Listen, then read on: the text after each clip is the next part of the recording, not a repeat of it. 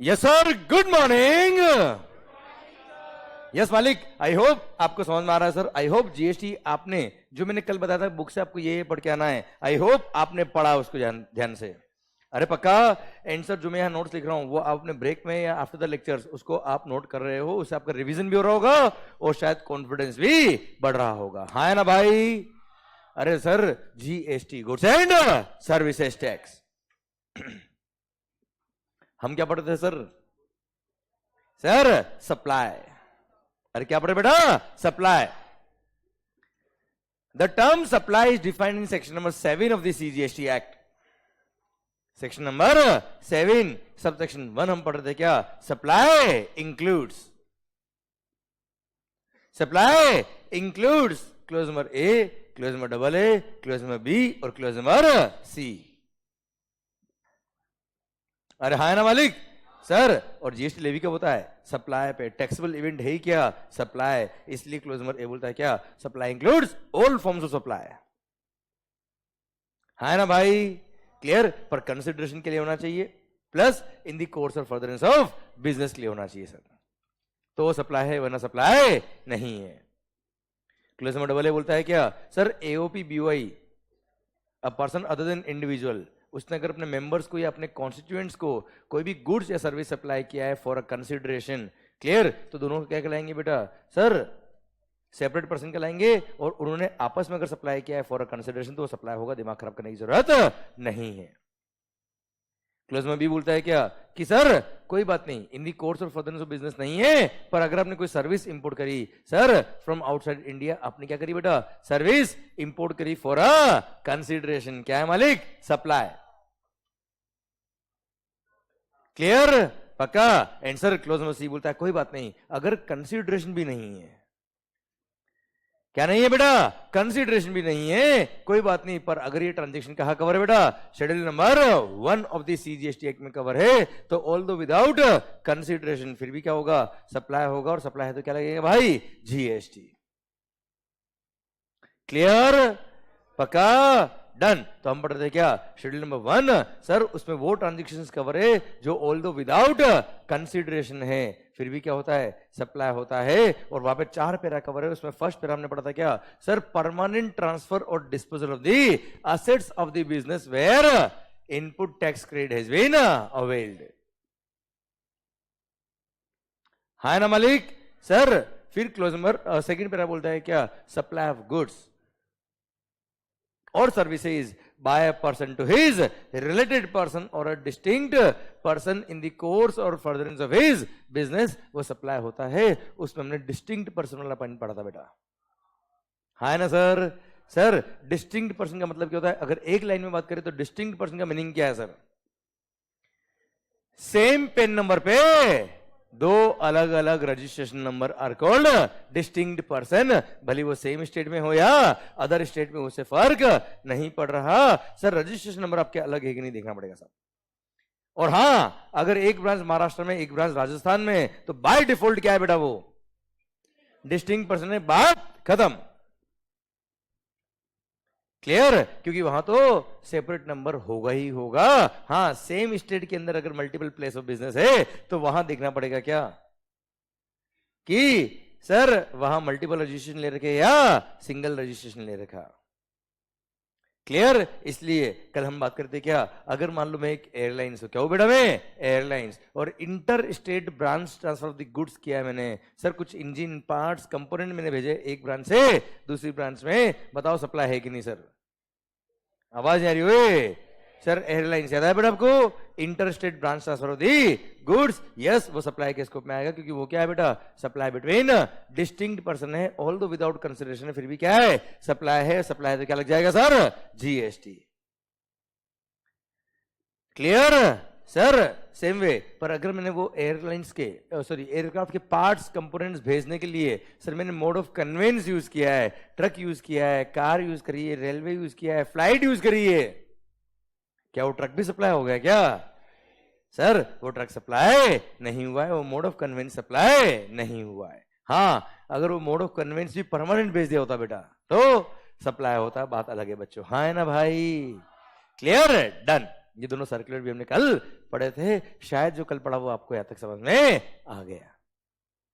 Clear? And I hope sir आपने आपके and पे रिवीजन भी किया बेटा, हाँ है ना सर? सर आप आपके एंड पे रिवीजन करते हो ना सर, तो कल देखिए, कल पूरे दिन में जो हमने पढ़ा वो देखिए सर 5 मिनट में रिवाइज होता है, 10 मिनट में रिवाइज होता है बच्चों। क्लियर? क्योंकि आपने विजन तैयार किया हुआ है सर यहाँ पे, और विजन अगर तैयार होता है तो रिवीजन होता है। क्लियर? समझे मेरी बात? पक्का? पक्का? Good sir. आइए एक और बात कर लेता बेटा मैं आपसे, एक सर्कुलर और है सर, मान लो, गुड, हम एक इंजीनियरिंग कंपनी, बेटा कौन है बेटा? हम इंजीनियरिंग कंपनी, बड़े बड़े प्लांट, बड़ी बड़ी फैक्ट्रीज, टन की प्रोजेक्ट, मतलब बहुत बड़े बड़े प्रोजेक्ट का रिपेयरिंग करते हैं हम सर। अब आप पूछोगे रिपेयरिंग कैसे करते सर? हाँ है ना? तो सर पहली बात तो ये, जब बड़े बड़े प्रोजेक्ट का, बड़े बड़ी फैक्ट्रीज का, बड़ी बड़ी मशीन्स का हम रिपेयरिंग करते हैं, तो वहां से मशीन खोल के हमारे यहां नहीं ला सकते यार, हमको वहां जाना पड़ता है सर।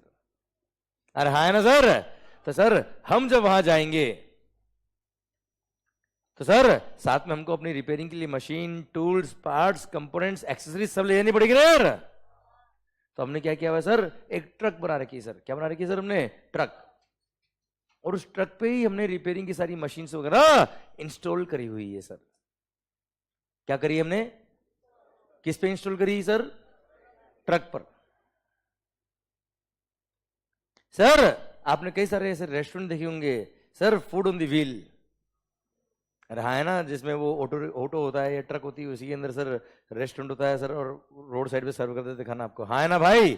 क्लियर? तो रेस्टोरेंट ऑन द व्हील आपने देखा होगा, फूड ऑन द व्हील देखा होगा, हमारा रिपेयरिंग ऑन द व्हील है, हाँ है ना सर? सर हम लोग क्या करते हैं पता है आपको?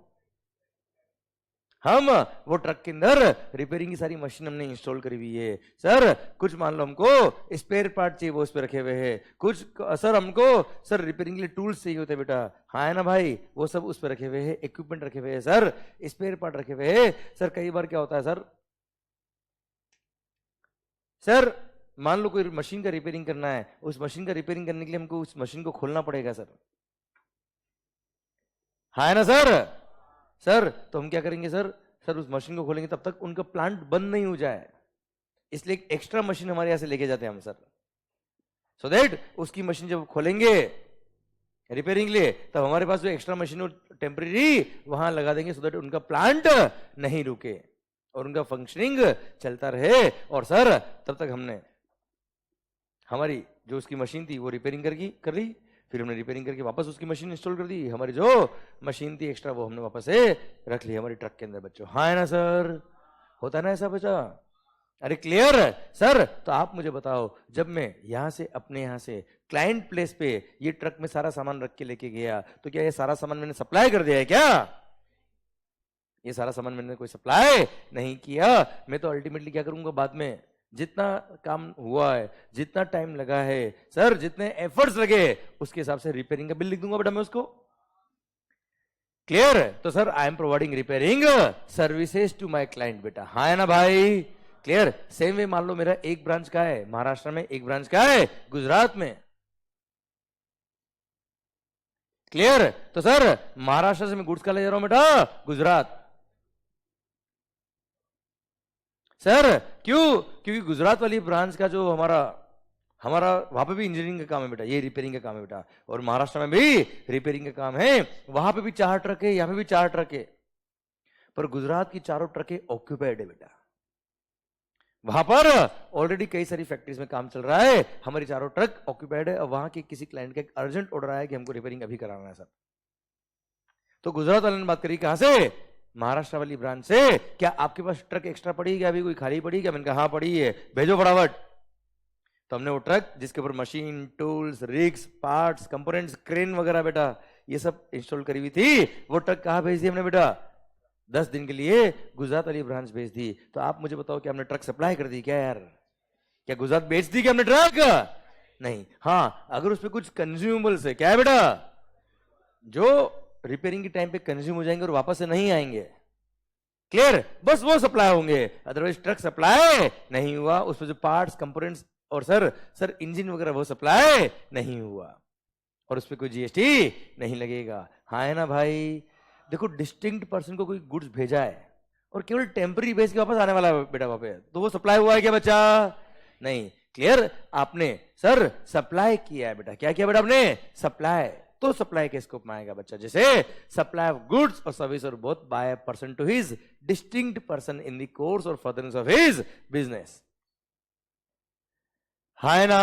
Although without consideration by a person to his related person or a distinct person, तो वो सप्लाई के स्कोप में आता है, अदरवाइज सप्लाई के स्कोप में नहीं आता। आई होप समझ में आया बच्चा आपको। आवाज नहीं आ रही हुई? अरे क्लियर? डन। तो सर ये एक और सर्कुलर कल का जो पेंडिंग था वो खत्म होता है अब बेटा। ठीक है सर? हम क्या पढ़ रहे बेटा? अरे हम पढ़ क्या रहे भाई? सर अरे भाई हम क्या पढ़ रहे सर? आवाज नहीं आ रही हो? सप्लाई। क्या पढ़े sir? Supply. The term supply is defined in section number 7। हम पढ़ रहे section number 7 sub section 1 supply includes, उसका क्लोज नंबर सी। कोई बात नहीं, चिंता मत कर Mangal. Although it is without consideration, फिर भी क्या होगा? सप्लाई होगा। उसका क्लोज नंबर सी में। सर शेड्यूल नंबर 1 को रेफर करने के लिए बोला, शेड्यूल 1 का हम पैरा नंबर 2 पढ़ रहे हैं बच्चा। हाँ है ना भाई? Sir supply of goods or service or both by a person to his related person or a distinct person in the course or furtherance of his business. Supply of goods by a person to his related person or a distinct person. तो distinct person की पूरी कहानी शायद आपको समझ में आ गई sir. अब क्या पढ़ना बेटा अपने को? related person। सर आइए सबसे पहली बात, related person के स्कोप में क्या क्या आता है पहले वो बात कर लेते हैं हम बच्चों। हाँ है ना भाई? अरे कर ले क्या बात? आवाज नहीं आ रही सबकी सर। आइए बच्चों बुक में देखिए बेटा आप लोग। अच्छा सबसे पहली बात तो ये कल डिस्टिंक्ट पर्सन का एक सर्कुलर मैंने लिखवा था पेंडिंग बेटा आपको, ये मैंने आपको अभी समझाया बच्चे। बहुत इजी है, 2 लाइन का है सर। देखो सर क्या लिखा है? Inter state movement of the rigs, tools, spares and all the goods on the wheels like crane etcetera between distinct persons is not leviable to GST except where such movement is for further supply of such goods। मतलब आपने permanent भेज दिया और आपको branch क्या पे तो बात अलग है, अदरवाइज सर वो goods on the wheels like crane वगैरह जो आपने टेम्पररी भेजी है वो सप्लाई के स्कोप में नहीं आएंगे। कोई खास बात, कोई टफ बात? चलिए सर ये तो हमने बात कर ली थी बेटा। ठीक है आइए बच्चों अब हम बात करें क्या ये रिलेटेड पर्सन क्या होते हैं सर। हाँ है ना? क्योंकि आपने अगर रिश्तेदारों को, क्या बोला सर? आपने अगर अपने रिश्तेदारों को कोई गुड्स या सर्विस सप्लाई करी है इन दी कोर्स और फर्दरेंस ऑफ बिजनेस तो सप्लाई होगा बेटा। अच्छा पहली बात तो ये होशियारी, इन दी कोर्स और फर्दरेंस ऑफ बिजनेस होना कंपलसरी बेटा, वरना सर आपकी गर्लफ्रेंड नहीं, गर्लफ्रेंड तो बेटा देखो बेटा रिलेटेड नहीं, वो है नहीं है बेटा, दैट्स नॉट अ पॉइंट। वो रिलेटेड पर्सन के स्कोप में नहीं आती बेटा। Clear sir? वाइफ या हस्बैंड इज द केस में बेटा। है ना सर? वो रिलेटेड पर्सन के स्कोप में आता है। अब सोचिए अगर वाइफ ने हस्बैंड से कुछ पूछा होता कि यार ये मैं घर में ये दिक्कत आ रही क्या करूं मैं, सर हस्बैंड बोलता क्या?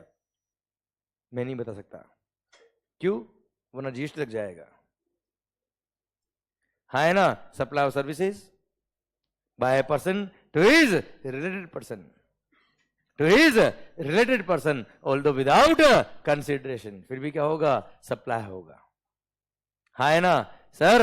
देना इन दी कोर्स और फर्दरेंस ऑफ बिजनेस लिखा हो ना, कंपलसरी है, वरना सर 2 रिश्तेदारों का आपस में बात करना बंद हो जाता है बच्चों।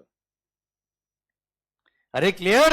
यस। इसलिए सर ध्यान देना बेटा जहां पे भी रिलेटेड पर्सन आएंगे वहां पर इन दी कोर्स और फर्दरेंस ऑफ बिजनेस होगा ही होगा बेटा। Clear sir? आइए अब सबसे पहली बात आती है क्या रिलेटेड पर्सन क्या होते हैं। पढ़ो ध्यान से। Related person includes the person includes related person includes a legal person. Legal person मतलब जैसे पार्टनरशिप हम होगी बेटा, 2 कंपनीज में आपस में क्या हो सकती है बच्चा? रिलेटेड पर्सन हो सकती है ना sir? The person includes legal person बेटा। है ना भाई? shall be deemed to be related person if, वो related कहलाएंगे अगर. First, such persons are officers or directors of one another's business. बच्चा, वो एक दूसरे के बिजनेस में कौन है बेटा? ऑफिसर है, डायरेक्टर है. तो सर अगर ऑफिसर लेवल का आदमी है तो वो ट्रांजेक्शन को अफेक्ट कर सकता है बच्चा, वैल्यू को गड़बड़ कर सकता है बेटा. क्लियर? इसलिए उनको क्या मान लिया? रिलेटेड मान लिया. They are legally recognised partners in the business. बच्चे, पार्टनर से तो डेफिनेटली इन्फ्लुएंस होता है बिजनेस ट्रांजेक्शन में बच्चों. फिर such person are employer and employee. कौन है बेटा? वो एम्प्लॉयर एंड एम्प्लॉय है. क्लियर? फिर a third person controls, owns or holds directly or indirectly at least 25% of the voting stock or shares of both. एक मिनट सर समझाता हूं बच्चों में. मान लो आप भी वहां नोट करना है, पहले मैं लिख दूं, समझ लेना, फिर बाद में नोट करना बेटा. ये कौन है? ए.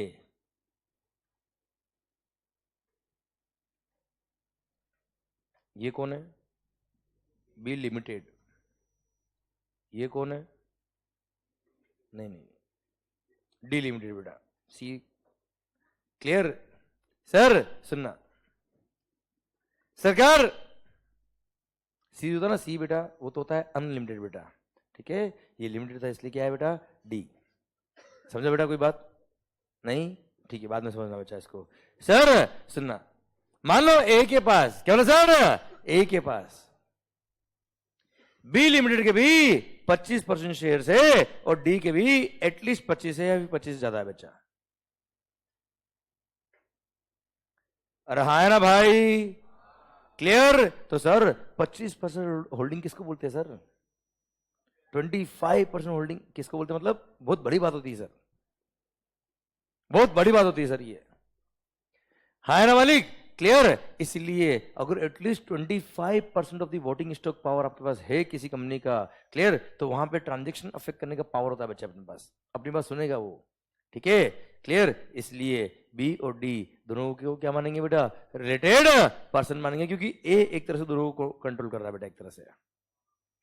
है ना? A kind of sister concern हो गई. क्या होगी बेटा? दोनों एक तरह से sister concern. A kind of ऐसा लिखने का नहीं बेटा, पर जस्ट समझाने के लिए बताया मैंने आपको. क्लियर? अ थर्ड पर्सन क्या लिखा बेटा? अब पढ़ना. थर्ड पर्सन ओन्स, होल्ड्स, और कंट्रोल्स डायरेक्टली और indirectly at least 25% of voting stock और शेयर्स ऑफ बोथ. तो क्या कहलाएंगे बेटा? वो रिलेटेड पर्सन कहलाएंगे. कौन? बी और डी बेटा. फिर one of them controls directly और इनडायरेक्टली अदर. सर क्या बोला sir? One of them directly और इनडायरेक्टली कंट्रोल्स अदर. बच्चों कंट्रोल वर्ड को यहां पे जीएसटी में डिफाइन नहीं किया हुआ है. है ना? तो कॉमन पार्लेंस में इसका मीनिंग लेंगे जैसे आप बोर्ड ऑफ डायरेक्टर को कंट्रोल कर रहे हो, सर मैनेजमेंट कंट्रोल कर रहे हो, सर आप एडमिनिस्ट्रेशन कंट्रोल कर रहे हो, वहां के डिसीजंस को अफेक्ट कर रहे हो बच्चों आप, बिजनेस डिसीजंस को. तो इसका मतलब क्या है बेटा? आपका कंट्रोल है बी पर. है ना? एग्जांपल के लिए सर मान लो ये है mister M. Mister M control कर रहा है किसको? मिस्टर के को. है ना भाई? क्लियर? तो एम और के क्या कहलाएंगे बेटा? अरे आवाज नहीं आ रही हुए? दोनों रिलेटेड पर्सन कहलाएंगे. है ना भाई? चला अच्छा उधर मत देखना, कसम. मिस्टर एम पता है क्या कर रहा है? जी को भी कंट्रोल करता है बेटा. किसको कंट्रोल करता है बेटा? जी को भी. तो बताओ मुझे मिस्टर एम और जी दोनों रिलेटेड पर्सन हुए कि नहीं हुए बेटा? आवाज नहीं आ रही हुए? तो यार मुझे बताओ, जब मिस्टर एम के को भी कंट्रोल कर रहा है, मिस्टर एम जी को भी कंट्रोल कर रहा है, तो यार सर के और जी भी तो आपस में क्या हो जाएंगे बेटा? रिलेटेड पर्सन हो जाएंगे. तो अगला पॉइंट यही है बेटा. अ थर्ड पर्सन डायरेक्टली और indirectly controls both of them बेटा. हाँ है ना भाई? अरे क्लियर? पक्का? फिर ये पॉइंट बताया क्या सर? ये दो जने मिलके एक को कंट्रोल करते हैं बेटा। पढ़ना, such person together control directly और इनडायरेक्टली थर्ड पर्सन। मैं यहां लिखता हूं बेटा इसको। सर जैसे ये है कौन, ए लिमिटेड, ये कौन है बेटा, बी लिमिटेड, ये दोनों मिलके सी को कंट्रोल कर रहे बेटा। सी को कंट्रोल करना पड़ता है बेटा। Clear sir? ए लिमिटेड और बी लिमिटेड दोनों क्या कर रहे बेटा, मिलके सी लिमिटेड को कंट्रोल कर रहे बच्चों। हाँ है ना भाई? तो दोनों मिलके कर रहे ना बेटा, तो दोनों का कॉमन इंटरेस्ट हो गया ना बेटा यार, यार तो कहीं ना कहीं ट्रांजेक्शन को इफेक्ट कर सकते बेटा। हाँ है ना भाई? क्लियर? तो ऐसे केस में ए और बी अगेन क्या कहलाएंगे बेटा, रिलेटेड पर्सन कहलाएंगे बेटा। अरे क्लियर? गुड। फिर such persons are members of the same family बेटा। अच्छा फैमिली का मतलब क्या होता है, 2 मिनट में पढ़ते बेटा, ठीक है सर? उससे पहले आप पढ़ो, one of them, last point, one of them is a sole agent, sole distributor or sole concessionaire of the other बेटा। मतलब सर मैंने, सर ध्यान देना बेटा, आपको एजेंट अपॉइंट किया हुआ है सर, क्या नाम, आदि। सर आदि भाई को मैंने एजेंट अपॉइंट किया हुआ है और मेरे सारा का सारा गुड्स इसी को बेचता हूं बेटा मैं। ये सोल सेलिंग एजेंट है सर, सोल डिस्ट्रीब्यूटर है, मैं किसी और को माल नहीं बेचता, जिसको चाहिए इससे बात करें। हाँ ना भाई? क्लियर? तो देयर इज अ चांस कि हम दोनों ट्रांजेक्शन को कुछ न कुछ गड़बड़ कर दे बेटा। हाँ ना भाई? इसलिए हम दोनों को भी क्या मान लिया बेटा, रिलेटेड पर्सन मान लिया। अरे क्लियर? अरे पक्का? यस। हाँ ना मालिक? ओके। तो सर हम क्या कहलाएंगे, रिलेटेड पर्सन। अब बचा है क्या, सेम फैमिली के मेंबर्स बच्चे। सर ध्यान देना, फैमिली में क्या क्या आता है बेटा, ध्यान देना, वेरी इंपॉर्टेंट। हाँ बेटा, इसके एग्जाम में क्वेश्चन बनते हैं बेटा कि फैमिली के मेंबर अगर हुए तो रिलेटेड पर्सन कहलाएंगे। फैमिली मीन्स, अच्छा बच्चों ध्यान देना बेटा, फैमिली मीन्स लिखा बेटा, इंक्लूड्स नहीं है बेटा, आने दो नहीं है बेटा, ठीक है ना, जो आए हुए वही है बेटा। हाँ है ना सर? Clear sir? सुनना ध्यान से, family means the spouse and children of the person. Children of the spouse मतलब अपने स्पाउस, अरे यार हाँ है ना? Clear sir? Spouse and children of the person बेटा। सर स्पाउस मतलब बीवी या हस्बैंड, एज द केस में भी, depends on test to test बेटा। हाँ है ना भाई? अरे भाई गर्ल्स के लिए क्या, अच्छा अच्छा बेटा, हस्बैंड। क्लियर? और हस्बैंड के लिए वाइफ। Clear sir? और दोनों के लिए एक दूसरे बेटा। क्लियर? और दोनों के लिए उनके बच्चे बेटा। हाँ है ना भाई? क्लियर? क्या कहलाएंगे, रिलेटेड पर्सन। अब सर ध्यान से attention, parents, the most loved grand parents, brother sister of the person. पर ध्यान देना बेटा, भाई बहन, सर पेरेंट्स और ग्रैंड पेरेंट्स आपके रिलेटेड तभी कहलाएंगे इफ दे आर होली और mainly dependent on the said person. बच्चे ध्यान देना बेटा, पेरेंट्स अगर आप पे डिपेंडेंट है तो आपके रिलेटेड है। हाँ ना भाई? ब्रदर सिस्टर भाई, घर पे जाके देना, आज से तू मेरे रिश्तेदार नहीं अगर तू मेरे पे डिपेंडेंट नहीं। Hashtag GST. हाँ है ना भाई?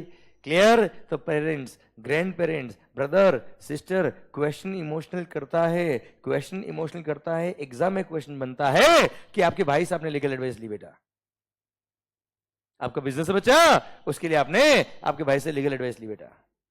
वो कौन है, लॉयर है बेटा। बताओ सप्लाई है कि नहीं सर? है ही नहीं। क्यों? वो लॉयर एडवोकेट है और आप खुद का बिजनेस है बच्चा आपका, ना आप उस पर डिपेंडेंट ना वो आप पे डिपेंडेंट, दोनों किसी और पे डिपेंडेंट हो बेटा। हाँ है ना भाई? क्लियर? ऐसे केस में रिलेटेड नहीं।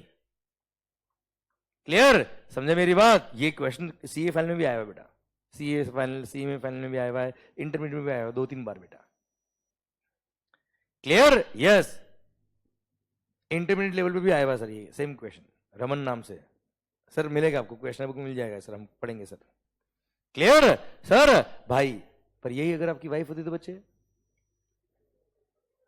ध्यान देना, बच्चे और बीवी, सॉरी बीवी या हस्बैंड सर ये हमेशा क्या है बेटा, फैमिली की डेफिनेशन में आएंगे, रिलेटेड की डेफिनेशन में आएंगे, भले वो डिपेंडेंट हो या ना हो।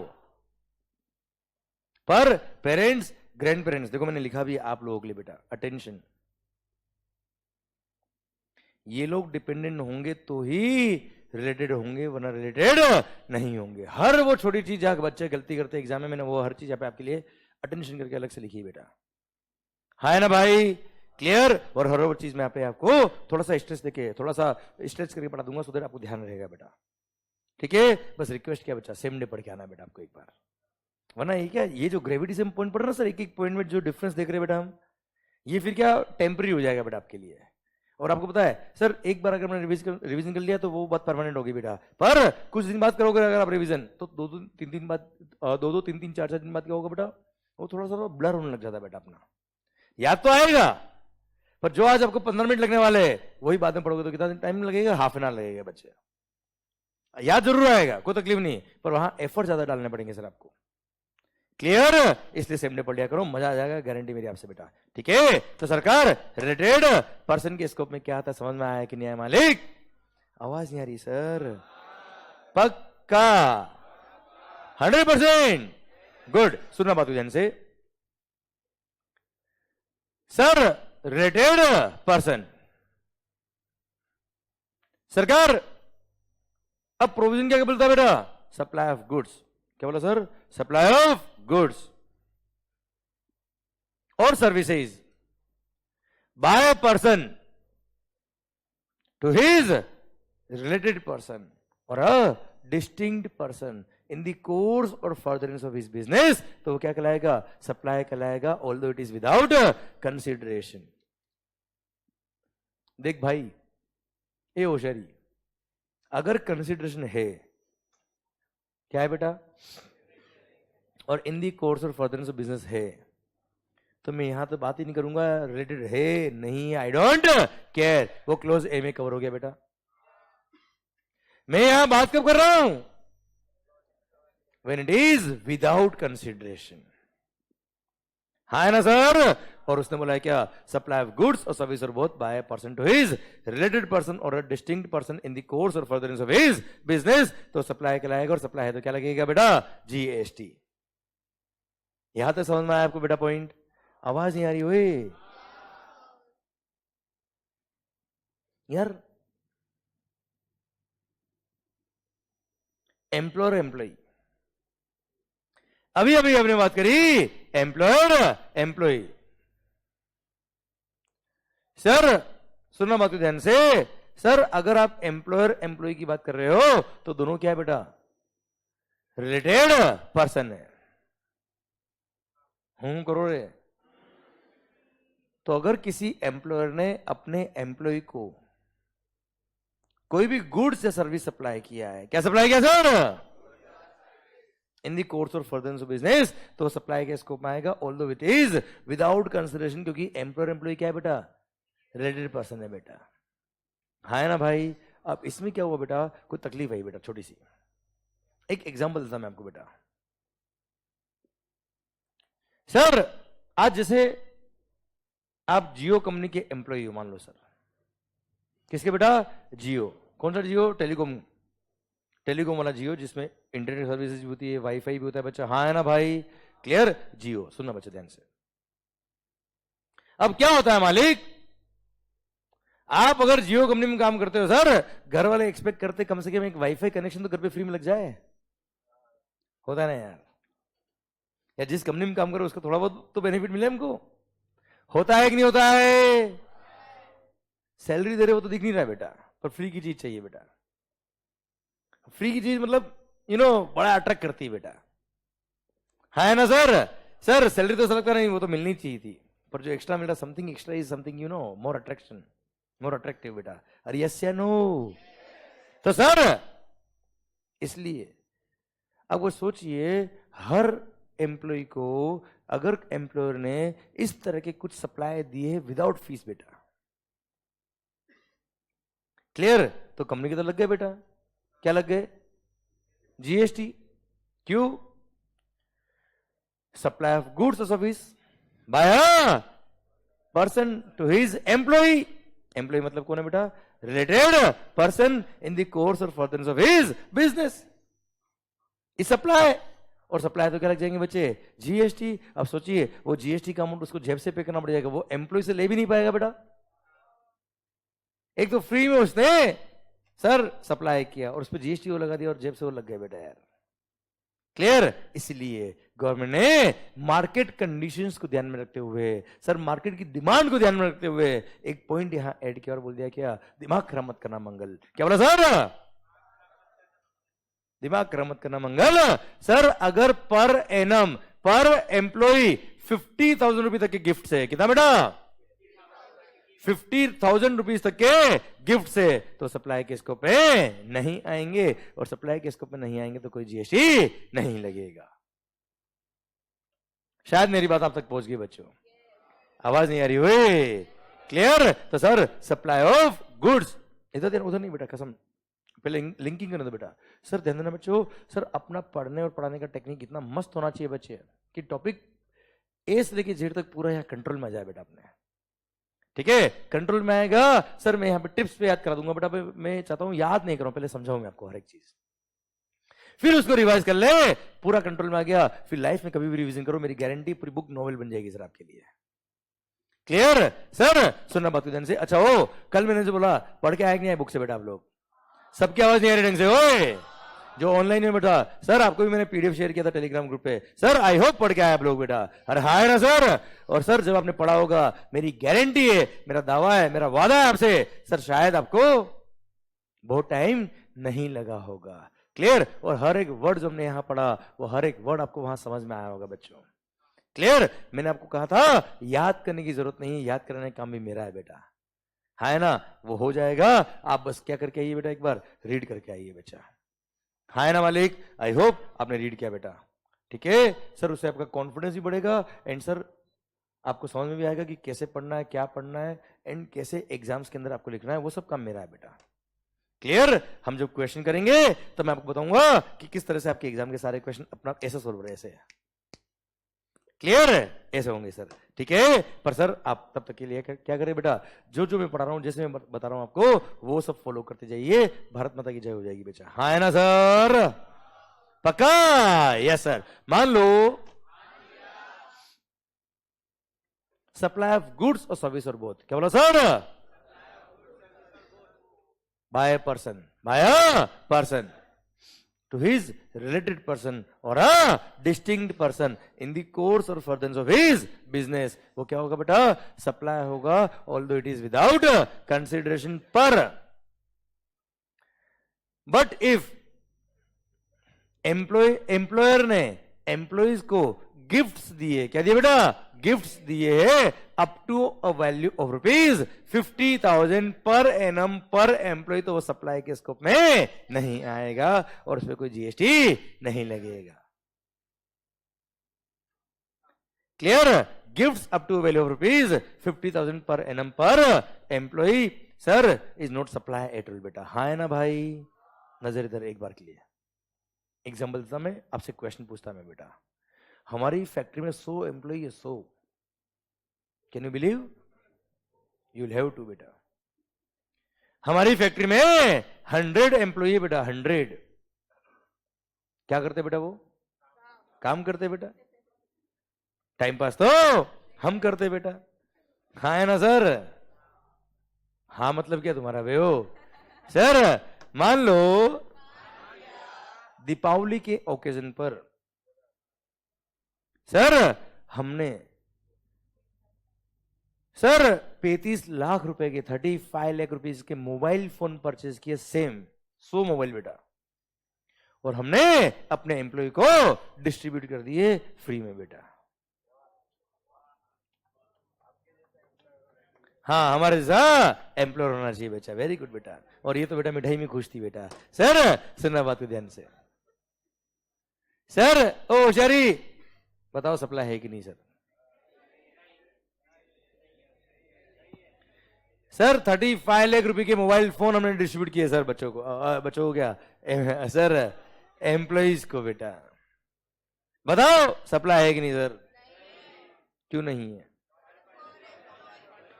अरे 35 लाख रुपए के मोबाइल है बेटा, पर इक्वल मोबाइल थे, सेम मोबाइल थे सर, 100 मोबाइल थे बेटा, मतलब 35,000 रुपए का एक मोबाइल हो गया बच्चा। तो पर एनम पर एम्प्लॉय 50,000 से कम है बच्चा। क्लियर? अप टू 50 है बेटा। Clear? It is not supply at all, कोई जीएसटी नहीं लगेगा। This was the question in CA final बेटा। बोलो जो आपने आंसर दिया बेटा, मैंने नहीं बताया बेटा आपको।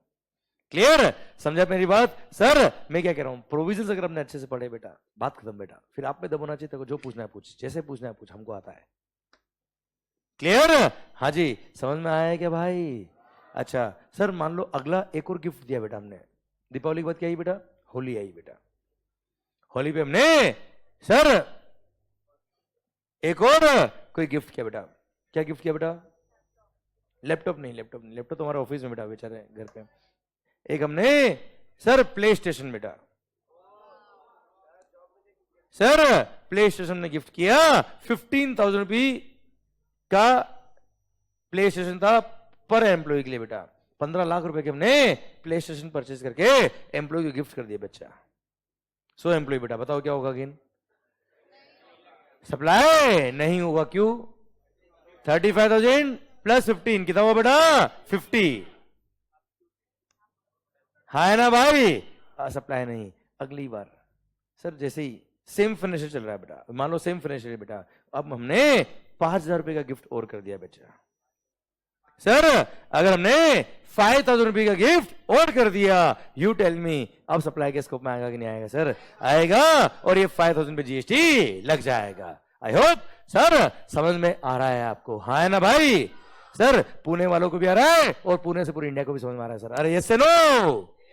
गुड। तो sir in case of GST क्या बोला sir? In case of GST अगर पर एनम पर एम्प्लॉय, क्या बोला सर? पर एनम पर एम्प्लॉय 50,000 रुपए तक की गिफ्ट से, कितना बेटा? 50,000 रुपए तक की गिफ्ट से, तो सप्लाई के स्कोप में नहीं आएंगे, और सप्लाई के स्कोप में नहीं आएंगे तो जीएसटी नहीं लगेगा। पर 50 से क्रॉस करेगा तो जितना क्रॉस करेगा उस पर जीएसटी लग जाएगा। भारत माता की जय। शायद मजा आ गया बेटा आपको पॉइंट में। क्लियर? अब जाके पैरा नंबर 2 खत्म हुआ बच्चा अपना। हाँ है ना मालिक? पता है सर आपने हमने केवल 2 लाइन पढ़ी बेटा, पर उसका एनालिसिस समझ में आया बेटा कैसे होता है सर? ठीक है, डन। तो सर हम क्या पढ़ रहे बेटा? सप्लाई। सप्लाई में क्या पढ़ रहे बेटा हम? शेड्यूल 1। शेड्यूल 1 कब लगता है बेटा? When transaction is without consideration. तो ये शेड्यूल 1 देखेंगे बेटा हम। और शेड्यूल 1 बोलता है क्या? ये 4 पैरास दे रखे बेटा, जहां पे बोला है क्या? सप्लाई होगा although it is without consideration. Although it is without consideration supply होगा सर, अगर ये शेड्यूल नंबर 1 में कवर है तो। हाँ है ना भाई? यस। फर्स्ट पढ़ा था क्या बेटा हमने? परमानेंट ट्रांसफर और disposal of the assets of the business where ITC has been availed. Second, supply of goods or service or both by a person to his related person or a distinct person in the course or furtherance of his business. Clear? Per annum per employee 50,000 तक के gift से तो supply के scope में नहीं आएंगे। Clear मालिक? Yes. Sir para number 3 उधर नहीं देखना, इधर ध्यान। पैरा नंबर 3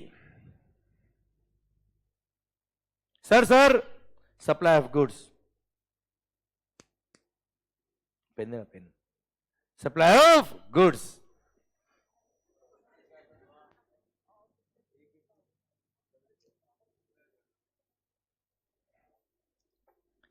सर सुनना बहुत ध्यान से। Supply of goods by a person, by a principal to his agent.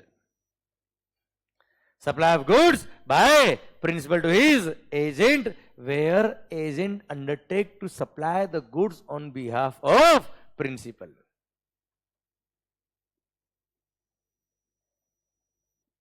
हाँ है ना भाई? वापस सुनना सर। क्या बोला sir? Supply of goods.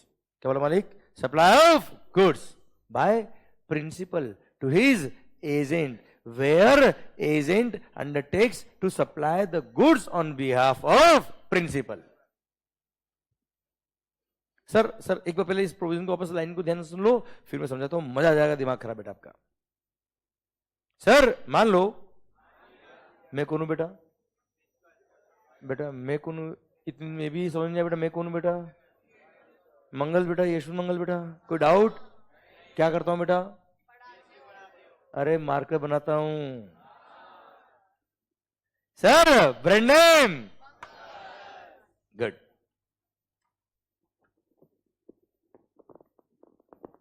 Sir अब मैंने जो मार्कर बनाया है बेटा, उसके लिए मैंने अपने एजेंट अपॉइंट किए पूरे इंडिया में, सो दैट मैं अपना माल अच्छे से बेच पाऊं बेटा।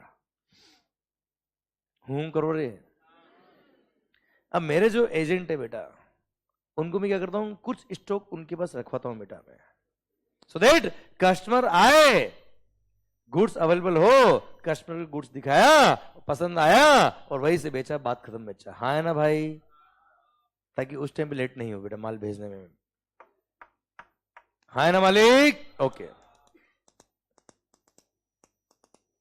तो मैं पहले से क्या करता बेटा, मैं गुड्स प्रिंसिपल क्या करता है बेटा, एजेंट क्या भेज कर रखता है बेटा। इधर ध्यान, इधर ध्यान, इधर ध्यान, नजर इधर। कैसे बेटा? देखना, ये ऐसे बेटा। क्लियर? एजेंट अपने पास रख ले बेटा माल, जब कस्टमर आएगा उसको बेचेगा, बेच बेटा, ये बेच दिया बेटा इसने माल। हाँ है ना भाई? क्लियर? सर पॉइंट मेरा आपसे ये है, एक्चुअली गुड्स बिका कब है बेटा?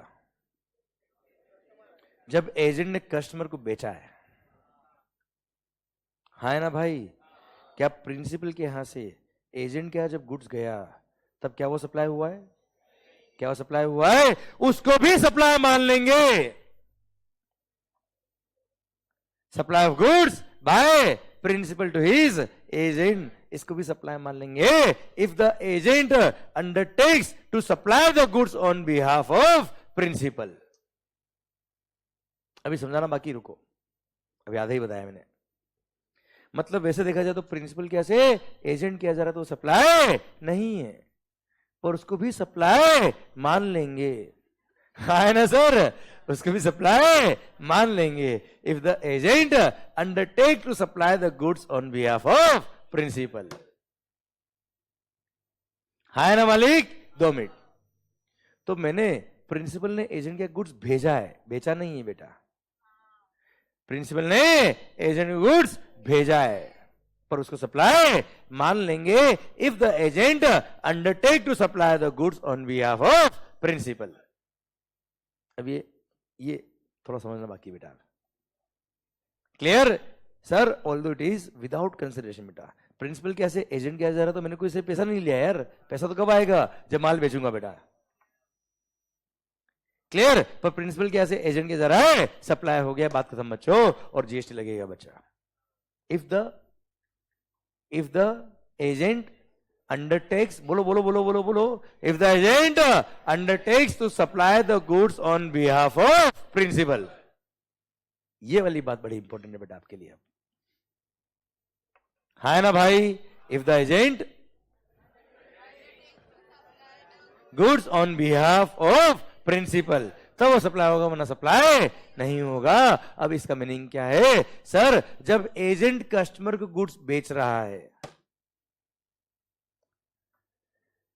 जब एजेंट कस्टमर को गुड्स बेच रहा है, तो क्या गुड्स उसका है क्या?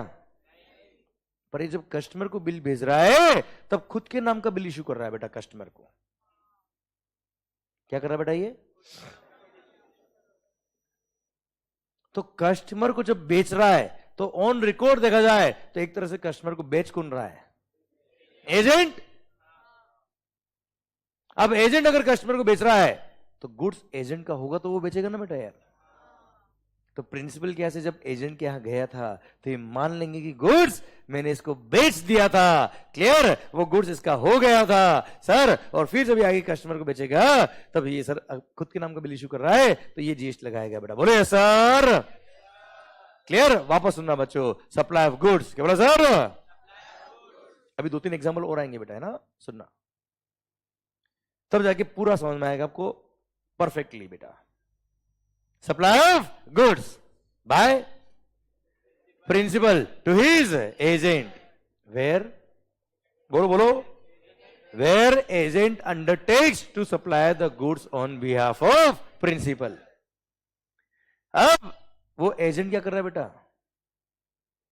कस्टमर को जब गुड्स बेच रहा है तब खुद के नाम का बिल इश्यू करता है, तो ऐसे केस में प्रिंसिपल के यहां से एजेंट क्या जाएगा, तो उसको सप्लाई मान लेंगे। मैं अपने बिल पे क्या लगाऊंगा बेटा, जीएसटी लगाऊंगा, मेरे को जीएसटी गवर्नमेंट को पे करना पड़ेगा। मैंने जो बिल पे जीएसटी लगाया है उसका ये आईटीसी ले लेगा, क्या ले लेगा बेटा, आईटीसी। और ये जब आगे बेचेगा तब खुद के नाम का बिल इश्यू कर रहा है बेटा, क्लियर। ये जीएसटी लगाएगा, आईटीसी यूज करेगा, बैलेंस पे कर देगा। भारत माता की जय। कोई खास बात, पर मान लो वो एजेंट ऐसा होता कि जब कस्टमर को गुड्स बेच रहा है तब वो उसके नाम का नहीं मेरे नाम का बिल इशू कर रहा होता, क्योंकि वो मेरा एजेंट है ना बेटा। यार ये मैंने अपनी एक बिल बुक वहां रखी हुई बेटा, रख सकता हूं समय, क्लियर। तो सर अगर एजेंट ने जब कस्टमर को गुड्स बेचा है तब इनवॉइस मेरे नाम का इश्यू किया बेटा, किसके नाम का इश्यू किया बेटा, मेरे नाम का, मंगल, क्लियर। तो ऐसे केस में आप मुझे बताओ कस्टमर को गुड्स बेचा किसने ऑन रिकॉर्ड, प्रिंसिपल ने या एजेंट ने बेटा। अगर बिल प्रिंसिपल का गया तो कस्टमर को बेचा किसने बेटा, प्रिंसिपल ने बेचा है, बात खत्म। तो मेरे यहां से एजेंट के जाएगा तो वो सप्लाई नहीं हुआ है। जब वो एजेंट कस्टमर को बेचेगा मेरे नाम का बिल इशू करेगा तभी एक्चुअली सप्लाई हुआ बेटा, बोलो यस सर, हाय ना भाई। लॉजिकल समझ में आया कि नहीं आया यार बच्चों, लॉजिकल इतना अच्छा समझ में आना चाहिए आपको बेटा पॉइंट, कि अब क्वेश्चन कोई भी आ जाए तकलीफ नहीं आएगी बेटा आपको। पर अगर इसी लाइन को आप याद कर लो बेटा 4 बार पढ़ के बेटा, उससे क्या हो जाएगा बेटा, मैं बुक खोल दूं अभी बेटा, क्लियर, और बुक में ओपन करके बता दूं ये देखो ये लिखा है, याद करो 4 बार रिवाइज कर दो बेटा। आंख बंद करके रिवाइज कर लो एक बार वापस से, आंख खोल के रिवाइज कर लो, पास वाले को देख के रिवाइज कर लो, क्या हो जाएगा उससे, क्लियर, कुछ नहीं होने वाला बेटा, क्लियर। ध्यान दीजिएगा, GST is a tax on transaction, GST is a tax on transaction. आपको ट्रांजेक्शन सीखना पड़ेगा, क्लियर, और वो भी बहुत क्लियरिटी के साथ में बच्चों, है ना भाई। चलिए वापस बोलता बेटा मैं, सप्लाई ऑफ गुड्स, और वो ट्रांजेक्शन सीखने के बाद प्रोविजन पढ़ो बेटा, फिर देखो प्रोविजन अपने आप याद होता है बच्चा, आपको वर्ड टू वर्ड याद हो जाएगा बच्चा। सर सप्लाई ऑफ गुड्स, क्या बोला मालिक, supply of goods by principal to his agent. सुना सुना सुना, प्रिंसिपल के यहां से एजेंट के यहां पे गुड्स जा रहा है, उसको भी सप्लाई मान लेंगे अगर agent is undertaking to supply the goods on behalf of principal. मतलब अगर एजेंट कस्टमर को जब बिल इश्यू कर रहा है वो सर खुद के नाम का बिल इश्यू कर रहा है, तो मेरे यहां से जब वहां जाएगा तो वो सप्लाई मान लेंगे बेटा, बोलो यस सर। पर अगर एजेंट कस्टमर को बिल इश्यू कर रहा है वो मेरे नाम का इश्यू कर रहा है, तो मेरे यहां से एजेंट की जा रहा है वो सप्लाई नहीं है, डायरेक्ट जब कस्टमर को भेजूंगा तभी सप्लाई है। ये अपना केवल कमीशन का बिल मेरे को लिख देगा बेटा, किसका बिल लिख देगा बेटा, क्लियर। वो कमीशन इसलिए एक तरह से सप्लाई ऑफ सर्विस हो जाएगी, उसका बिल ये लिख देगा मेरे को बेटा, बोलो यस सर, पक्का पक्का। अच्छा देखो कमीशन का बिल तो दोनों केस में लिखेगा बेटा मेरे को, ये है ना, तो कमीशन तो इसका सप्लाई ऑफ सर्विस ही है बेटा हमेशा। पर जब अगर ये खुद के नाम का बिल इश्यू कर रहा है कस्टमर को, तब इसने गुड्स भी बेचा है कस्टमर को, ये भी मान लेंगे बेटा इसने गुड्स बेचा है बेटा, है ना भाई। और मेरे यहां से गुड्स आ गया तो क्या मान लेंगे, सप्लाई हो गया, जिसका ये बिल मिलेगा इसको उसका ये आईटीसी ले लेगा बेटा, बोलो यस सर, पक्का पक्का, डन। चलिए सर अब सुनो रे ए होशियारी, अब एजेंट भले ही कंसाइनमेंट एजेंट हो, क्लियरिंग एंड फॉरवर्डिंग एजेंट हो, नॉर्मल कमीशन एजेंट हो, डेल क्रेडिट एजेंट हो, या हिंदुस्तान का कोई भी एजेंट हो, वी डोंट केयर, सबके केस में यही सेम पॉइंट लगता है बेटा। मतलब केवल एजेंट की शक्ल देख के मत बोलना कि ये एजेंट वो वाला होगा बेटा, क्लियर सर। कंसाइनमेंट एजेंट हो, डेल क्रेडिट एजेंट हो, नॉर्मल कमीशन एजेंट हो, ऑक्शनियर हो, या C&F एजेंट हो, क्लियरिंग एंड फॉरवर्डिंग एजेंट हो, वी डोंट केयर। अगर वो खुद के नाम का बिल इश्यू कर रहा है कस्टमर को, तो ऐसे केस में सर शेड्यूल 1 में कवर हो जाएगा बच्चा, जब प्रिंसिपल के ऐसे एजेंट के जाएगा सप्लाई हो जाएगा बच्चा। पर अगर खुद के नाम का बिल इशू नहीं कर रहा है, प्रिंसिपल के नाम का बिल इशू हो रहा है कस्टमर को बेटा, तो वो शेड्यूल 1 के पैरा नंबर 3 में कवर नहीं है। हाँ ना? क्लियर? समझे मेरी बात बच्चों? डन। हाँ ना भाई? सर अगर एजेंट खुद के नाम का बिल इशू कर रहा है तो ही वो सप्लाई के स्कोप में आता है, प्रिंसिपल के ऐसे एजेंट के गया तो वो सप्लाई हो जाएगा बेटा। पर अगर एजेंट मेरे नाम का बिल इशू कर रहा है तो कस्टमर को मैंने ही बेचा है बेटा। हाँ ना भाई? तो मेरे यहाँ से एजेंट के गया तो सप्लाई नहीं हुआ। कोई डाउट, कोई खास बात, कोई टफ बात नहीं? आइए सर, सर इसी को मैं आगे एक्सटेंड करता हूं, सुनना बात को ध्यान से। मान लो, गुड, सप्लाई ऑफ गुड्स, क्या बोला sir? By person, sorry, supply of goods by principal to his agent, where agent undertake to supply the goods on behalf of principal. अच्छा, इसको रिवर्स कर दूं क्या बेटा यार? सर सुनना, आप मत करो, रिवर्स में कर रहा हूं बेटा। क्या नाम सर? सार्थक। सर सार्थक भाई, इनका परचेजिंग पावर इतना जोरदार है बेटा, परचेजिंग पावर इतना जोरदार है सर कि मैंने अपनी फैक्ट्री के जितने भी रॉ मटेरियल्स काम आते हैं उनके लिए परचेजिंग के लिए इनको एजेंट अपॉइंट कर दिया और बोल दिया क्या बेटा कि ये रॉ मटेरियल आपको परचेज करने हैं best quality with best price. Done, ये इसकी मास्टरी कर देगा ये काम। ठीक है मालिक। अब सर ध्यान देना बेटा, अब क्या हो रहा है बेटा? सर मान लो, सर क्या नाम? लक्षित, ए या एच? हर्षित। सर हर्षित भाई, हर्षिल, अरे वाह सर, सुनना सुनना, हर्षिल, ठीक है, ओके। सर हर्षिल भाई, आप रॉ मटेरियल सप्लायर हो, 2 मिनट समझना बच्चा बात को। ट्रांजैक्शन विजुअलाइज हो गया, प्रोविजन अपने आप याद होगा बच्चे। सर हर्षिल भाई कौन है? रॉ मटेरियल के मैन्युफैक्चरर बेटा, ये रॉ मटेरियल सप्लाई करते हैं आप। सर मेरे एजेंट ने आपसे गुड्स खरीदा और मेरे को सप्लाई किया बेटा। हाँ है ना भाई? क्लियर? अब इस ट्रांजेक्शन को इमेजिन करते हुए बात सुनना ध्यान से। Supply of goods by agent to principal भी सप्लाई हो जाएगा, although it is without consideration, ये एक्चुअली सप्लाई नहीं है sir. Supply of goods by agent to principal where agent undertake to receive the goods on behalf of principal. अच्छा पहले क्या था बेटा? Supply of goods by principal to agent where agent undertake to supply the goods on behalf of principal. अभी reverse, reverse sir, supply of goods by agent to his principal where agent undertakes to receive the goods on behalf of principal. तो agent क्या से मेरे यहां पे आएगा, क्या मान लेंगे? सप्लाई है, और सप्लाई है तो क्या लगेगा भाई? जीएसटी। एग्जाम्पल लूंगा तो मजा आएगा जीवन में सर आपको। आधा आधा समझ में तो आ गया बेटा आपको, आइडिया थोड़ा बहुत तो लग गया बेटा आपको, पर थोड़ा बहुत से काम नहीं चलता सर। पर हाँ गारंटी है, फर्स्ट लाइन बोलते ही आपके दिल से आवाज आएगी यस सर। अभी नहीं, बोलने के बाद। मालिक सर जब एजेंट रॉ मटेरियल परचेज कर रहा है तब हर्षिल भाई ने जो बिल लिखा है, हर्षिल कौन है बेटा? Actual supplier. है ना भाई? सर हर्षिल कौन है बेटा? Actual supplier.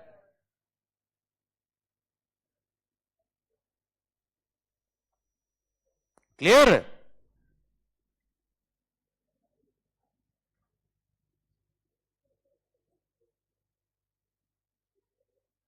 Actual supplier of raw material.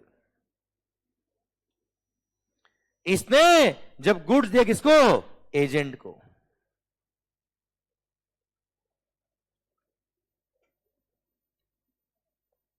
Sir agent ने क्या किया बेटा, गुड्स दिया मंगल को।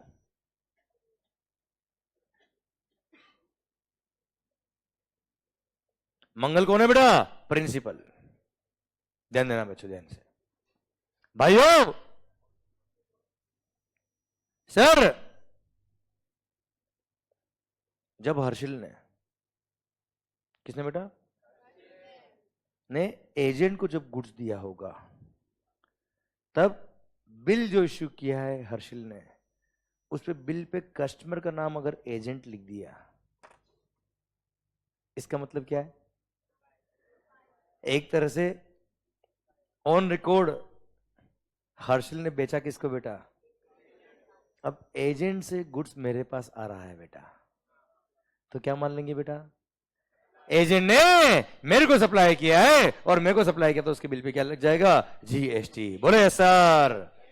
पर अगर हर्षिल ने गुड्स दिया एजेंट को है, मेरे बिहाफ पर एजेंट ही क्या था खरीदने के लिए बेटा, पर सर एजेंट ने हर्षिल को बोला होता कि तू इनवॉइस एक काम कर, डायरेक्ट मंगल के नाम पे लिख दे बेटा। तो आप मुझे बताओ सर, भले गुड्स इसके यहाँ भेज रहा है बेटा वो, पर बिल मेरे नाम पे बेचा, हाँ है ना भाई। अगर बिल पे मेरा नाम लिखा है तो आप मुझे बताओ, एक तरह से कस्टमर सप्लायर से डायरेक्ट खरीदा किसने बेटा, मैंने खरीदा, तो एजेंट कैसे मेरे पास आ रहा, तो क्या वो सप्लाई होगा क्या बच्चा, नहीं। Clear sir. कब होगा सप्लाई बेटा, जब एजेंट के नाम का बिल इश्यू हुआ था, हाँ है ना। तो एक तरह से एजेंट ने परचेज किया ऑन रिकॉर्ड बेटा, तो एजेंट कैसे मेरे यहाँ पे आएगा, सर क्या मान लेंगे उसको बेटा, सप्लाई हो गया, although it is without consideration. Clear sir. तो ऐसे केस में वो सप्लाई के स्कोप में जाएगा और उस पर जीएसटी लग जाएगा। और हाँ ध्यान देना बेटा, हर केस में सर पेमेंट तो अल्टीमेटली प्रिंसिपल को करना है ना बच्चा यार, ये तो मेरा एजेंट है ना यार। क्लियर, मैं तो पेमेंट डायरेक्ट हर्षिल को ही कर रहा हूं बेटा हर केस में, भले ये इनवॉइस मेरे नाम पे इश्यू करे या ना करे। अरे क्लियर सर। पर अल्टीमेटली बायर तो मैं ही हूं ना यार, ठीक है। तो सर बिल मेरे नाम पे बनना चाहिए बच्चा, अगर हर्षिल ने डायरेक्ट मेरे नाम पे बिल बना दिया कोई तकलीफ नहीं बच्चा।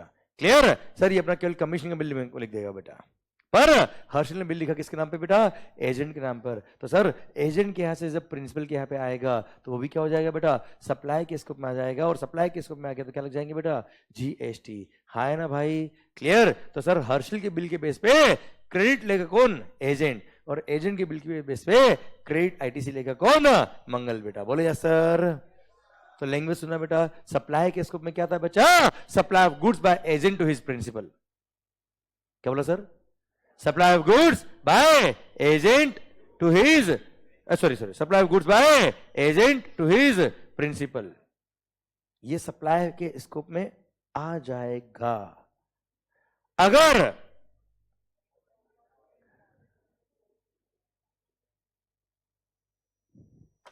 if the agent undertake to receive the goods on behalf of principal। अरे clear sir. Supply of goods, क्या बोला sir, supply of goods by agent to principal, supply के स्कोप में आएगा। अगर sir agent undertake to receive the goods on behalf of principal, तो supply के scope में आएगा, और सप्लाई के स्कोप में आएगा तो क्या लग जाएगा बच्चा, जीएसटी। भारत माता की जय।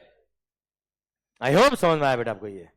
क्लियर, पक्का, डन। तो सर ये पॉइंट खत्म होता है। अब ये था आपका पैरा नंबर 3। एक बार पैरा नंबर 3 वापस रिवाइज कर दूं क्या बच्चा मैं आपको, सुनना। कुल मिला के